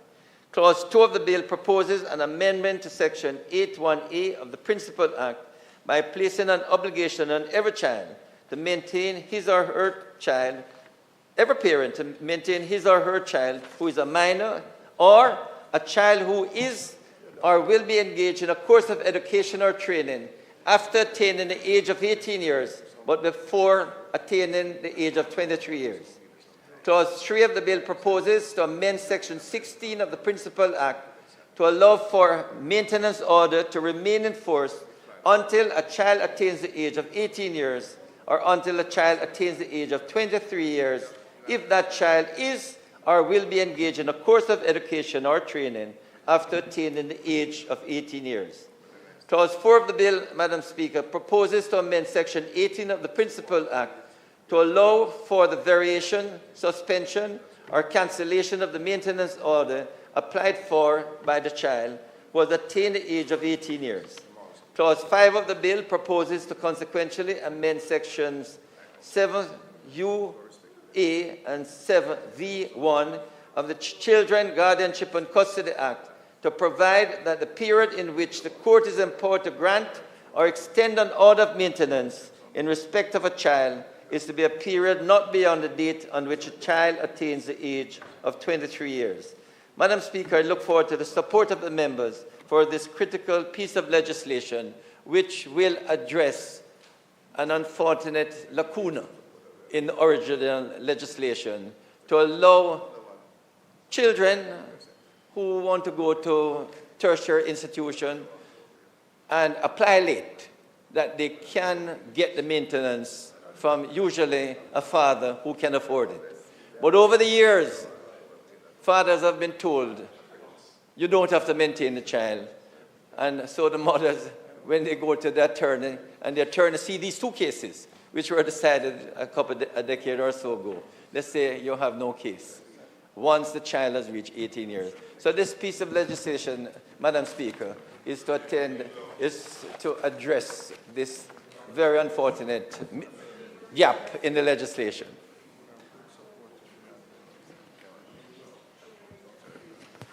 Opposition Leader. Thank you, Madam Speaker. Thank you, Minister. Clearly, we would support this amendment that seeks to implement what no doubt was the intent of the parliamentarians who passed the Maintenance Act. But because of the way in which the provisions were phrased at the time, the courts decided that the court didn't have jurisdiction to grant the order if the application wasn't made while the child was still a minor. So that gave rise to somewhat arbitrary results, where if the application had been made a month before the relevant birthday, the court would have been able to grant a maintenance order, but because it was made afterwards, they couldn't, notwithstanding the child was in the period during which the order would have applied had it been made in time. So this is the sort of thing one would have hoped the courts would have found a way of solving by interpreting the statute in a coherent way, but maybe the language was so definitive and clear they couldn't get around that. And therefore, it lies on us to fix it. And of course, we support the fix. One question I have in relation to the amendment to the Guardianship and Custody Act to extend it to the same date, 23 years. Is that extension only applicable to children who are seeking maintenance in order to attend training or educational facilities as well? It's on all fours with that. Yeah. So perhaps you could explain what would be the circumstances in which an application would be made under the Maintenance Act vis-a-vis under the Guardianship and Custody Act, just to remind me how that would work and what the difference is, or which covers what circumstances, since they are both extending the period. One was at 21 years before and is being extended to 23, but in both instances, it is to do with education and training. Yeah, so just if you could explain in what circumstances you'd be making an application under the Maintenance Act as opposed to the Guardianship and Custody Act. I would be just my own understanding of it. Thank you.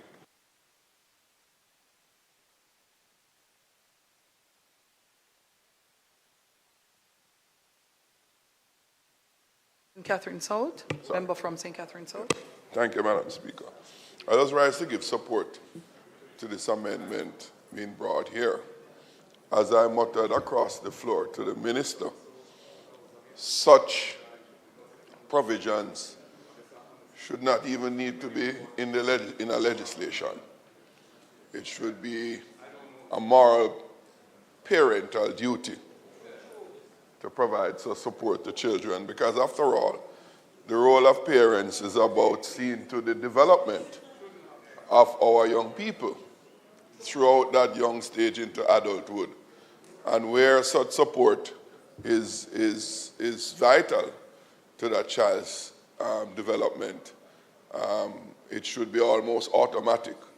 So I welcome and support the amendment that the Minister is seeking, and would hope that compliance will not require going to the courts, but it will be done morally, and to the extent that the law so provide, it will remove any propensity not to give the support where it should have been in the first place. So, Minister, you have my full support.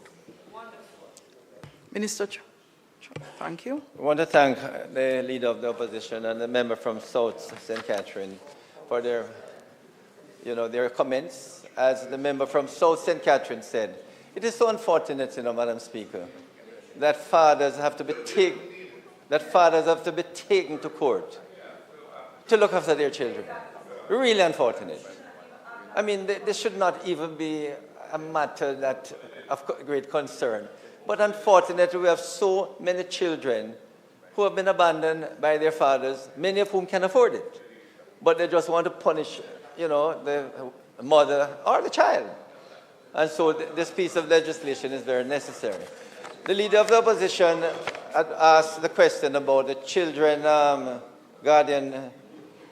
guardianship and custody. I want to thank my learned friend, Minister Ford, to point out that it is more than just education and training. It could be a mixture, but usually an order would have been given under the Children and Guardianship Act, and therefore, if in fact you're given an order already for support, but the child really wants to say continue, even doing part-time education, as the case may be, then rather than have to go back to the Maintenance Act, this would just allow it to continue to 823. So as Minister Ford pointed, there's a really tidying up of the both legislation. Well, you may be right. The Maintenance Act is specifically the maintenance of children and the maintenance of spouses and the maintenance of people. Right. So as Minister Ford has pointed out, the Maintenance Act deals with maintenance of children and spouse and parents and grandparents. So while the guardianship and children deal with maintenance, yes, but not restricted to education. Right. Well, it may need some tidying up. So, Madam Speaker, with those few comments, I would ask for second reading. Question is that the bill be read a second time. Those in favor? Those in favor? Aye. Those against? The ayes have it. Clerk? A bill entitled An Act to Amend the Maintenance Act and to Provide for Connected Matters, read a second time. Thank you, Clerk. The House will now resolve itself into a committee of the whole House to consider the bill clause by clause. Yes, Minister? Madam Chairman, I'd ask that the bill there are no amendments or alterations, so could we ask for the bill to be put en bloc? Members, the Minister is suggesting that we put clauses 1 through to clause 5 and also put the title and enacting clause, as we have no amendments. Those in favor? Aye. Those against? The ayes have it. The question is that I do report the bill as having passed committee stage without amendments. We are now going back to the House, members. Madam Speaker. Just procedurally, before Marshall, just hold a moment. Those in favor? Aye. Those against? The ayes have it. Before that, Minister, we are now in the House. I do report the bill as having passed committee stage without amendments. Minister? Madam Speaker, I now ask that the bill be read a third time. Question is that the bill be read a third time. Those in favor? Aye. Those against? The ayes have it. Clerk? A bill entitled An Act to Amend the Maintenance Act and to Provide for Connected Matters, read a third time and pass. Thank you. House Leader?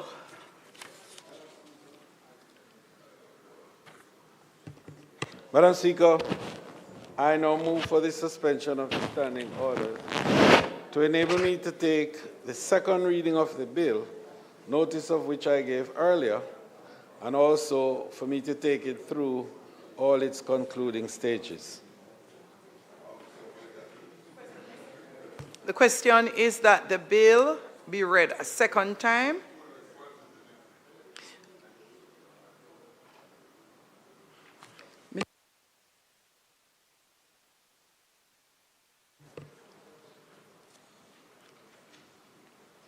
The question is that the standing orders be suspended to enable the minister to take second reading of the bill, notice of which he gave earlier. Those in favor? Those against, the ayes have it. Minister. Madam Speaker, I submit for the consideration of this Honourable House a bill entitled An Act to Amend the Representation of the People's Act to allow for the period within which a by-election shall be held in the electoral division within the area of jurisdiction of a municipal corporation to be extended beyond the period of 3 months specified in paragraph 4, 5, A and B of the 8th schedule of the Act, for a period to be determined by the Minister with responsibility for electoral matters not to exceed 90 days in the event of any of the occurrences specified in paragraph 11, 1A to E of the 8th schedule of the Act. Madam Speaker, the circumstances as specified in paragraph 11(1)(a) to E of the 8th schedule of the Act are as follows. 1. The government having become engaged or being likely to become engaged in any war. 2. There being in force a proclamation that a state of public emergency or a state of public disorder exists under Section 20 of the Constitution of Jamaica. 3, the occurrence of any earthquake, hurricane, flood, fire, outbreak of pestilence, or outbreak of infectious disease, or other calamity, whether similar to the foregoing or not.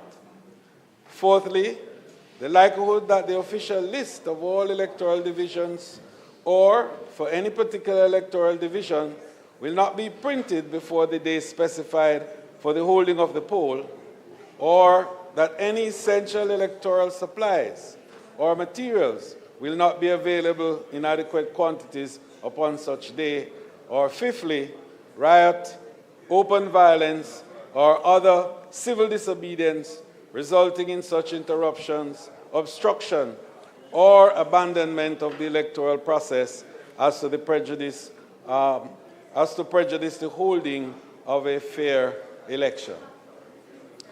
Madam Speaker, paragraph 11 of the 8th schedule allows for the holding of a by-election to fill a vacancy in the electoral division of a municipal corporation to be postponed due to the occurrence of an event, where the event occurs after a date has been specified for the holding of the by-election, but before the date on which the by-election is to be held. So there is currently, however, Madam Speaker, no provision that allows for an extension of the period limited under paragraph 4(5) of the 8th schedule of the Act for the holding of such a by-election where, and this is important, where the event occurs before the date for the holding of the by-election has been specified. Madam Speaker, it is imperative that there be sufficient time to facilitate the holding of any by-election in the wake of efforts to recover and rebuild key infrastructure and provide humanitarian assistance to citizens of Jamaica, including those most impacted within seriously affected areas of divisions. Madam Speaker, when we consider the impact that the recent passage of Hurricane Beryl has had on the Jamaican economy and society, with Jamaica being declared a disaster area under the Disaster Risk Management Declaration of Disaster Area Hurricane Beryl Order 2024, it is undebatable that the government's effort during any such period must be primarily focused on recovery and rebuilding. Madam Speaker, this amendment, therefore, to extend the period of 3 months to a further period of 90 days is consequential, considering that during a period of natural disaster and the period of recovery thereafter, many schools across divisions are used as shelters and are not able to accommodate electoral activities during that time. And several other mishaps have taken happened in most of the areas. And Madam Speaker, this particular comment is not peculiar to any single area at the moment, but it relates to any area which will be impacted by events of the nature of which we just spoke. It is envisaged, therefore, Madam Speaker, that the recovery process will extend beyond 30 days and would allow, therefore, for postponements in circumstances where the aforementioned paragraph 11(1)(c) applies. The government of Jamaica has also recognized how critical this amendment would be within the context of a vacancy arising through death. This Honourable House, Madam Speaker, may recall that Councillor Rohan Brand of the Morant Bay Division in St. Thomas Municipal Council passed away on May 1, 2024. His death has created a vacancy in the Morant Bay Division in the St. Thomas Municipal Corporation. And Madam Speaker, I just want to pause to recognize the exemplary work of Councillor Brand during his service in the Morant Bay Division. I think he served the division well and the people of St. Thomas with distinction. So by virtue, therefore, Madam Speaker, of Section 4.5 of the 8th Schedule of the Representation of the People's Act, this vacancy is to be filled within 3 months of it being noted on the minutes of the Council, or a day within 3 months of written notice of the occurrence of the vacancy being given to the chairman of the municipal corporation by 2 persons who were entitled to vote at the last general elections. The vacancy, Madam Speaker, was entered into the minutes of the Council on May 9, 2024. So given that the Section 66(5)(d) of the Constitution of Jamaica provides for Parliament to make provisions for the holding of local government elections, it is paramount that this matter is not considered in a vacuum.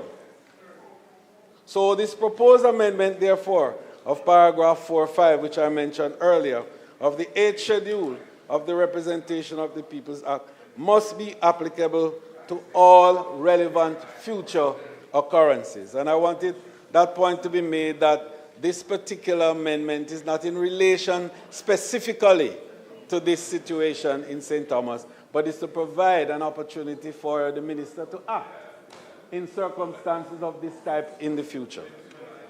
So, Madam Speaker, the government of Jamaica has been proactive and responsive in the face of adversity.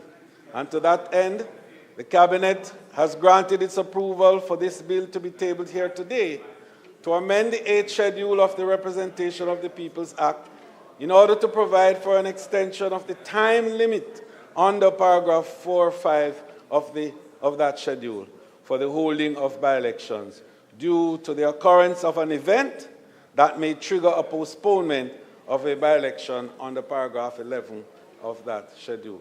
So, Madam Speaker, the ask, therefore, is that the 8th Schedule of the Principal Act be amended in paragraph 4 by exerting next after subparagraph 5 the following subparagraph.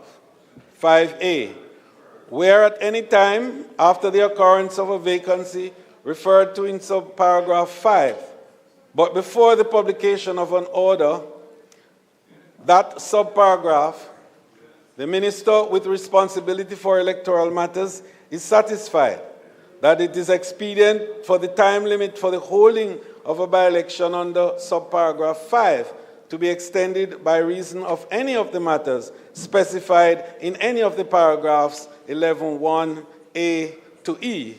A, the minister may, by order published in the Gazette, extend the time limit under subparagraph 5 for such further period not exceeding 90 days, as shall be specified in the order. And B, an order made under this subparagraph shall be without prejudice to the provisions in subparagraph 5, that no such by-election should be held if a vacancy occurred within 1 year before the next general election to be held in accordance with subparagraph 1.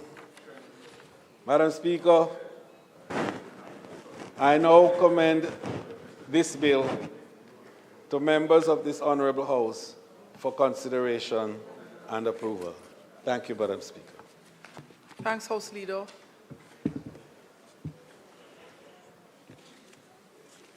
Madam Speaker, I'm responding to the Leader of Government Business with regard to the fact that as the Leader of Government Business, he has put full responsibility for the operations. I used to, so why are you doing it then? I used to be the Minister responsible for ROPA. The Prime Minister is the Minister responsible with responsibility for ROPA. Madam Speaker, we have very strong objections to this bill, and in particular, the way that this matter has been dealt with. First of all, I want to pay tribute to the former councillor for the Morant Bay Division, Mr. Ron Washi Bryan, who served the people of Morant Bay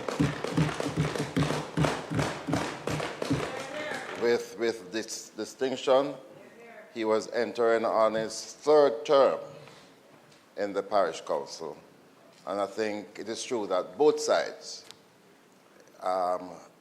those who worked with him, and I know that the members of Parliament for St. Thomas, all his councillor colleagues, have paid tribute and did turn up in their numbers to honor him on his unfortunate passing.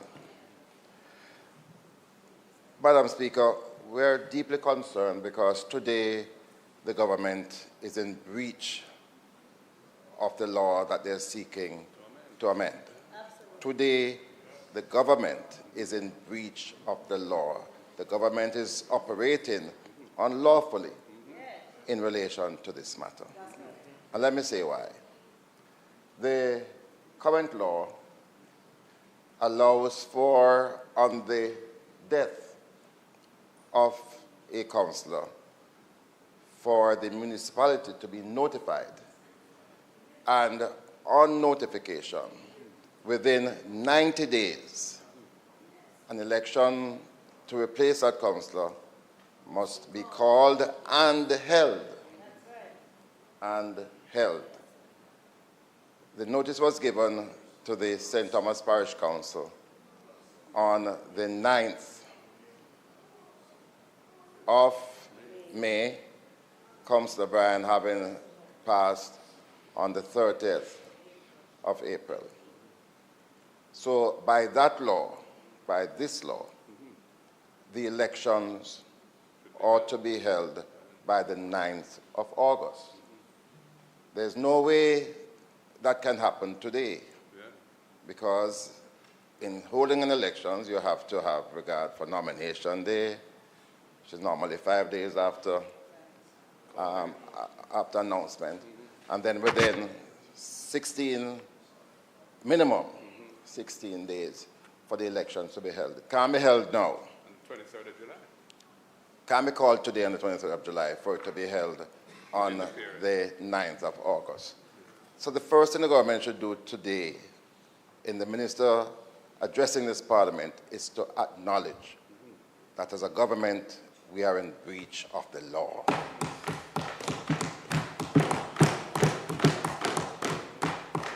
And that cannot be right. The government cannot be breaking its own law.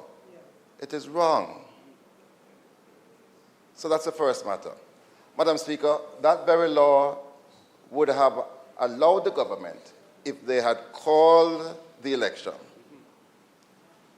on the Advent event of burial, to postpone the elections for 30 days Beyond the election date.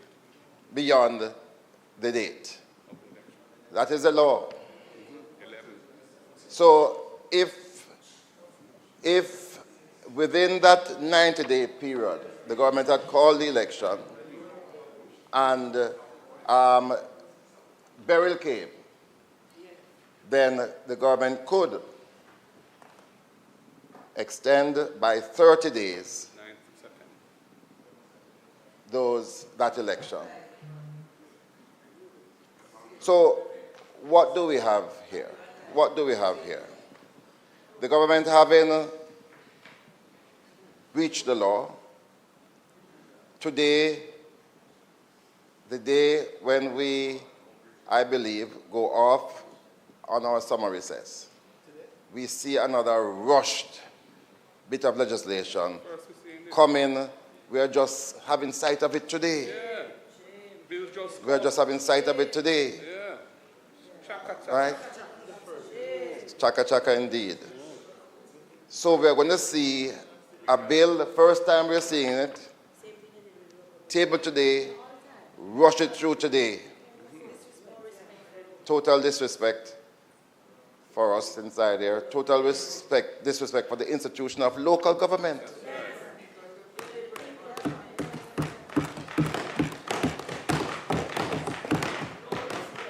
But it's more than that, Madam Speaker. This bill is seeking not to give an extension of 30 days, but 90 days. And it seems as if it is the minister is to give this extension. The minister has no role because the person who is by law to call the by-election is the chairman of the municipality. And having consulted with the director of elections. So what do we have here? Another instance of the erosion and overreach in the way elections are conducted. And you know, we have warned already about tampering with the framework that we have built up with tremendous trust and faith over many decades after coming through some period of turbulence. And we cannot be tampering with the law in this way. First of all, there should have been consultation with the opposition. There should have been consultation with the opposition. That hasn't happened on a matter like this. Have you consulted as well with the electoral office? Have you advised them? Because by right they should have been advised when the notice was given on the 9th of May of an election so that they could have prepared a budget. My understanding is that they did not. There was no consultation with the ECJ or the EOJ, right? Because there was no intention to call election. So, Madam Speaker, the people of Morant Bay want representation. They want it especially now because of the burden cast on them by the advent of Beryl. So by putting off by 90 days their right to have their own parish councillor, it's a disgrace and it is unfair for the people of Morant Bay who are entitled to having their representative in the parish council. So, Madam Speaker, we are not supporting this bill today. I have stated the reasons, and as an opposition, we are taking strong exception again to the way that this has been done. Unlawful, the government is behaving unlawfully, and in this regard, Madam Speaker, I say on behalf of those people in Morant Bay who want to be able, especially now when we are trying to rebuild from Beryl, they want to have their own councillor in that municipality. Thank you very much, Madam Speaker. Thank you, House Leader. Minister. Madam Speaker, you know, I heard the member, and the member is speaking, you know, as though this is normal time. and totally ignorant of the provisions of the law which would allow for this amendment to be made to facilitate an election to be held within a reasonable time in a situation where a mega event has reached the country. Madam Speaker, the member is unmindful of the fact that we just narrowly escaped the full blunt of a Category 4 hurricane, the outer eye wall of which has so damaged the country. The entire electricity system in Jamaica has been fully disrupted from Negril to Moran Point. Schools have been damaged. The Minister of Education has indicated the level and the number of schools that have been damaged all over St. Thomas, all over the island. And Madam Speaker, you know, everything doesn't have to be made into a political debate, because one understands very clearly why the need for this amendment. The amendment happened because other situations may occur in the future other than this one. Because now we have a situation, for example, where we have a hurricane, damage done, someone died, created naturally a vacancy. The time when the report was made to the chairman of the municipal corporation, correctly done, possibly by the two members who are electors from the past election, and fulfilling all the requirements thereof. But what has happened is that the time when an election could be announced was overtaken by this mega event, which had all of us from Negril to Moran Point, including the members on that side, all over their constituency, walking all over the place, trying to deal with mega disruptions in their community. And they wanted an election to be held in that atmosphere? Absolutely not.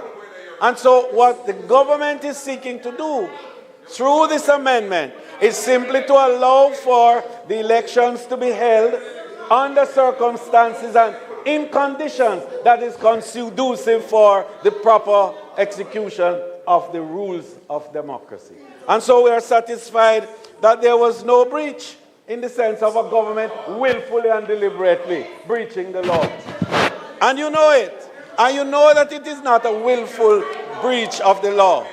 But the circumstances created this situation. And therefore, Madam Speaker, we feel that we want democracy to prevail. And we want the people of Morant Bay to have representation.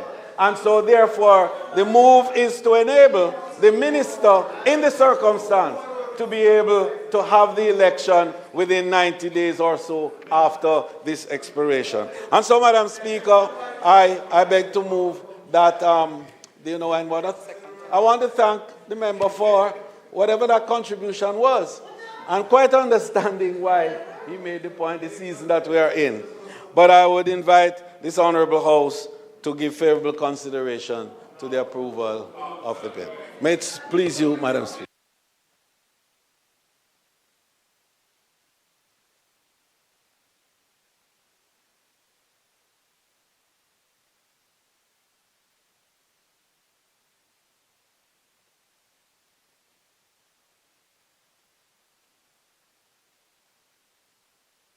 Madam Speaker, I beg to move that the bill be read a second time. Those in favor? Those against? Guys, want to divide?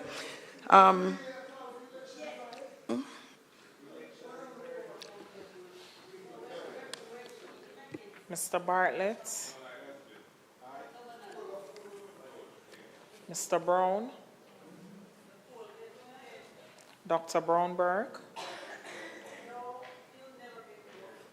Dr. Chang.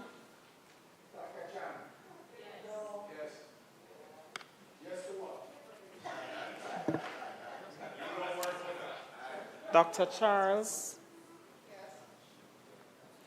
Mr. Charles Jr. Mr. Chin. Mr. Chuck. Mr. Clark. Dr. Clark. Dr. Clark. Mr. Cousins. Ms. Crawford, Mrs. Cuthbert Flynn, Ms. Daly, Mr. Davis, Ms. Davis, Dr. Dunn, Mr. Golding, Mr. Graham, Ms. Grange, Mr. Green, Dr. Guy, Mr. Hamilton, Miss Hamilton, Miss Hannah, Mr. Enriquez, Mr. Henry, Mr. Holness, Mr. Hutchinson, Mr. Hilton, Mr. Jackson, Mr. Lawrence, Ms. Lee, Mrs. Malahoo Fort,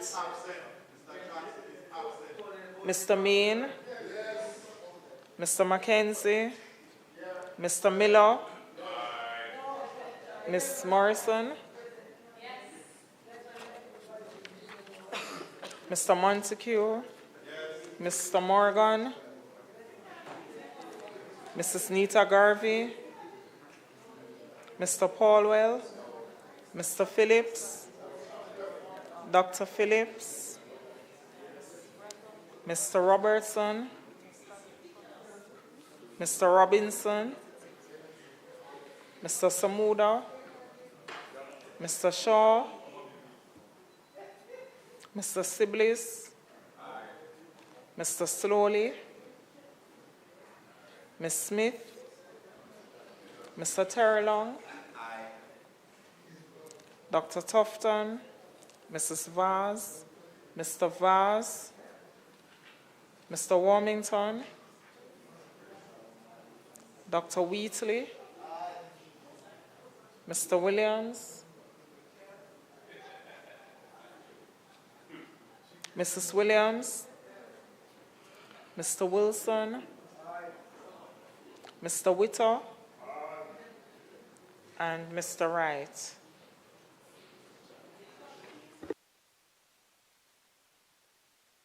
Mr. Charles Jr.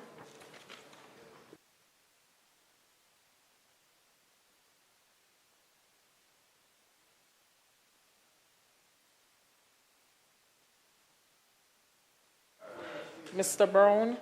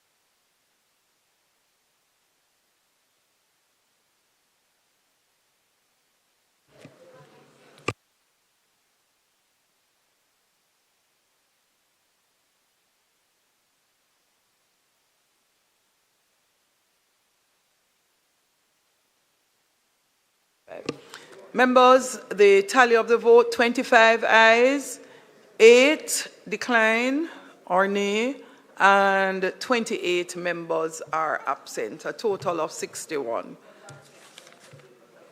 House Leader, Minister, the vote carries. I will now ask, based on the vote, that the clerk reads the bill a second time, after which we will proceed to committee. A bill entitled An Act to Amend the Representation of the People Act, read a second time.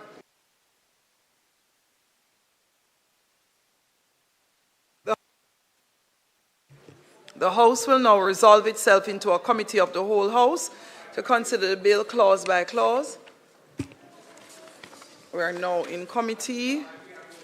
Minister, would you provide some guidance as to how you'd like to proceed? Madam Speaker, it's a simple amendment to the 8th schedule, and therefore we would just take that amendment straight and move forward. No further amendment. House, we put clauses 1 and 2 and put the title and enacting clause. Those in favor? Those against, the ayes have it. The question is that I do report the bill as having passed committee stage without amendment. Those in favor? Those against, the ayes have it. Mace, back in place, please. We're back in the House. I do report the bill as having passed committee stage without amendment. Minister?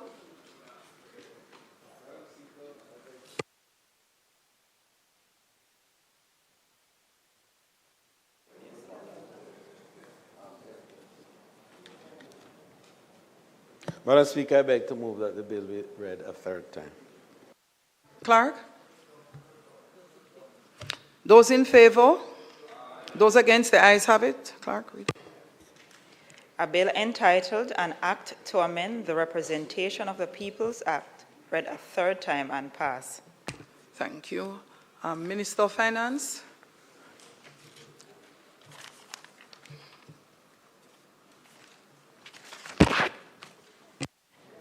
Madam Speaker, I now move for the suspension of the standing orders to enable me to take the motion, notice of which I gave earlier.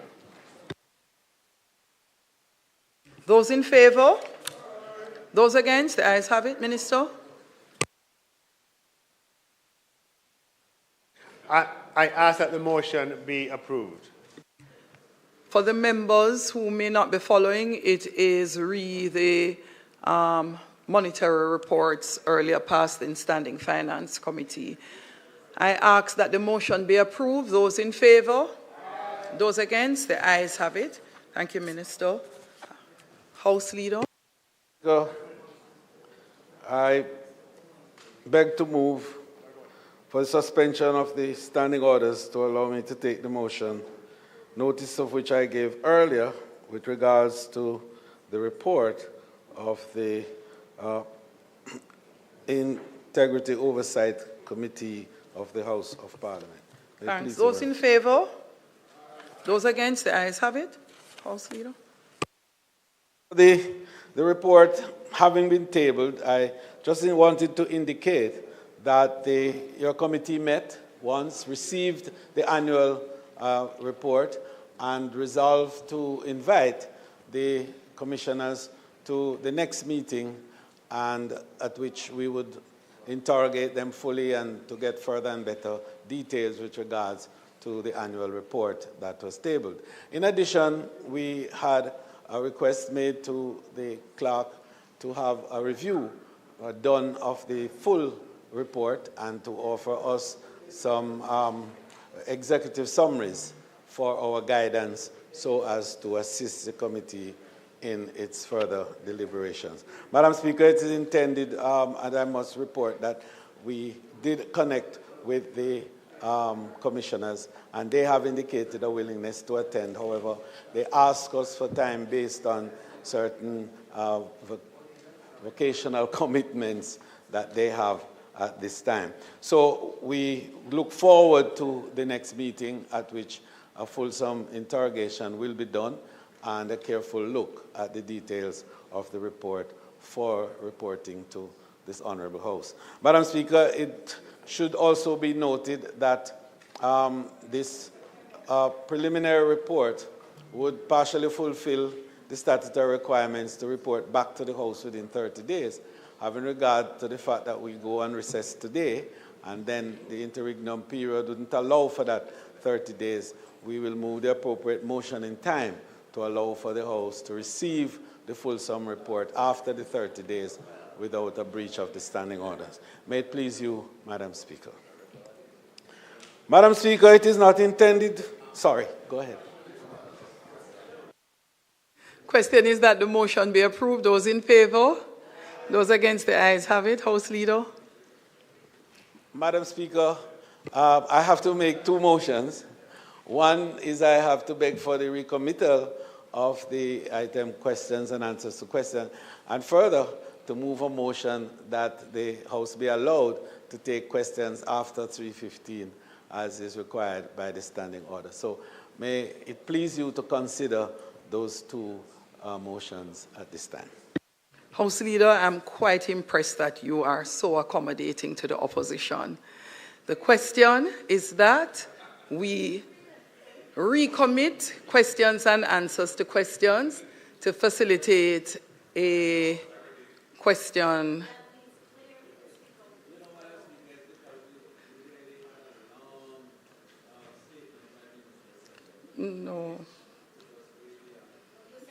No, it's only because a member walked out a little bit and came back to do his survey. So it's not a lengthy one, so I ask the members to receive the question. It is typed, written, and will not be read in the House, and will be included on questions to be answered in the near future. Those in favor? Those against? The ayes have it. This time, it is now past 3:15, so the question is that the House approve the extension of time to facilitate the member asking the question. So those in favor, those against, the ayes have it. Madam Speaker, I beg to give notice that at the expiration of 21 days, I will ask the Minister of Science, Energy, Telecommunications and Transport the following two questions. Thank you, Member. House Leader. Madam Speaker, it's not intended to do any further business today. I, therefore, on the motion of adjournment, would indicate, Madam Speaker, that this is the last session for this period, as it is intended that the House would go on recess until a date to be fixed. Madam Speaker, I want to use the opportunity as we break for the summer, the long summer, to thank the members for the collaboration, cooperation, and the spirit of understanding that has been displayed on both sides over the last session.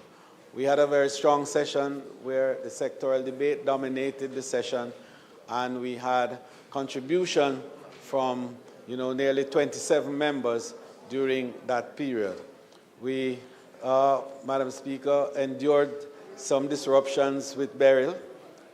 We are in the throes of recovery, and I want to wish all members, a very speedy recovery in their constituencies for the various areas of disruptions that might have emanated, and that they will have a strong and good summer, well refreshed, and will come back to the House in September with new vigor and energy to continue the work of the business of the people. May it please you, Madam Speaker, I therefore beg to move that the House be adjourned for a date to be fixed.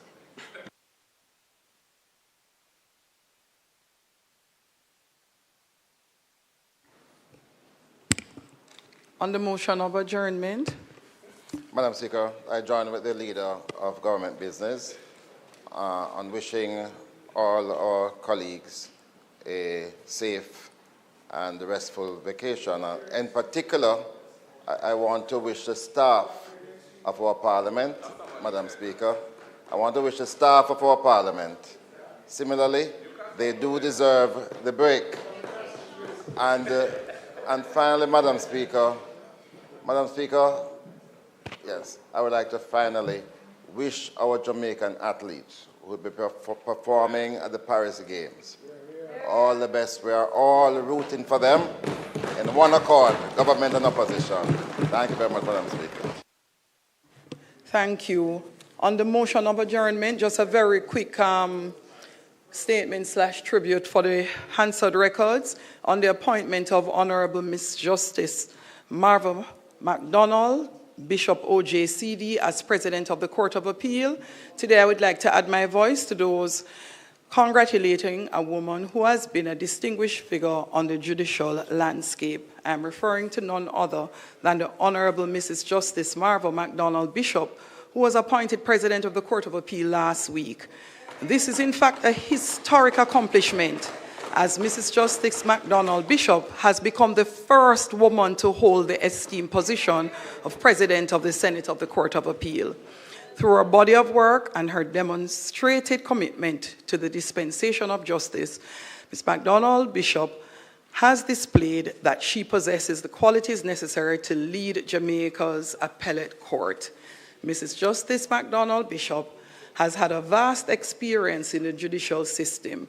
Throughout her career, she has served as clerk of the court in the criminal and civil divisions of the parish courts, Crown Counsel in the Office of the Director of Public Prosecutions, and Resident Magistrate. In 2006, Justice MacDonald Bishop was promoted to puisne judge of the Supreme Court, and in 2014 began serving in the Court of Appeal. I congratulate Mrs. Justice MacDonald Bishop on her ascent to this prestigious post. I hope that Mrs. Justice MacDonald Bishop's career will inspire young women to dream big, to achieve, to break barriers, to excel. Last but not least, also on the passing of the United States Congresswoman Sheila Jackson Lee, today we would like to bring attention to the House of the passing of U.S. Congresswoman Sheila Jackson Lee last week. She served in the United States Congress as the representative for Texas 18th District for almost 30 years. Throughout her career, Mrs. Jackson Lee fought for marginalized in society and championed such causes as criminal justice reform and the protection of women and children. Congresswoman Jackson Lee was a true friend of Jamaica. I extend heartfelt condolences to her family, her colleagues, and her constituents at this time. May she rest in peace and light perpetual shine on her.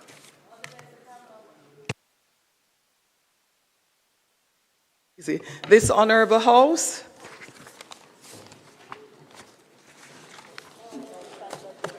now stands adjourned.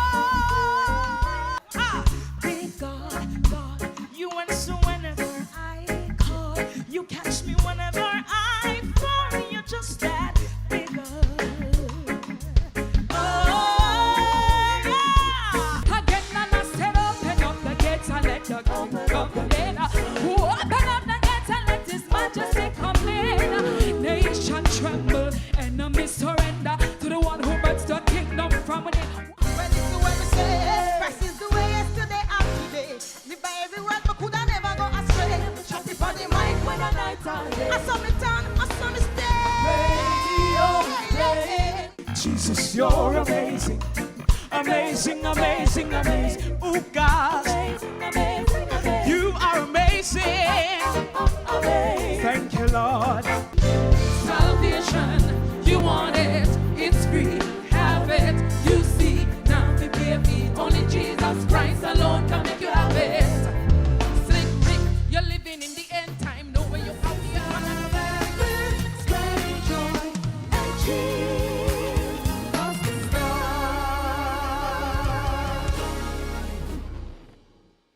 Turn the Children's Corner and check into the Burchester Hotel. Help Super Grover save the day. Order a snack and even learn to bake a cake with Cookie Monster and Chef Gonger. It's Elmo's wonderful world, and we're living in it. Friends, food, and fun. It's always a great time. Sesame Street, Monday to Saturday inside Children's Corner on PBCJ, the People's Station.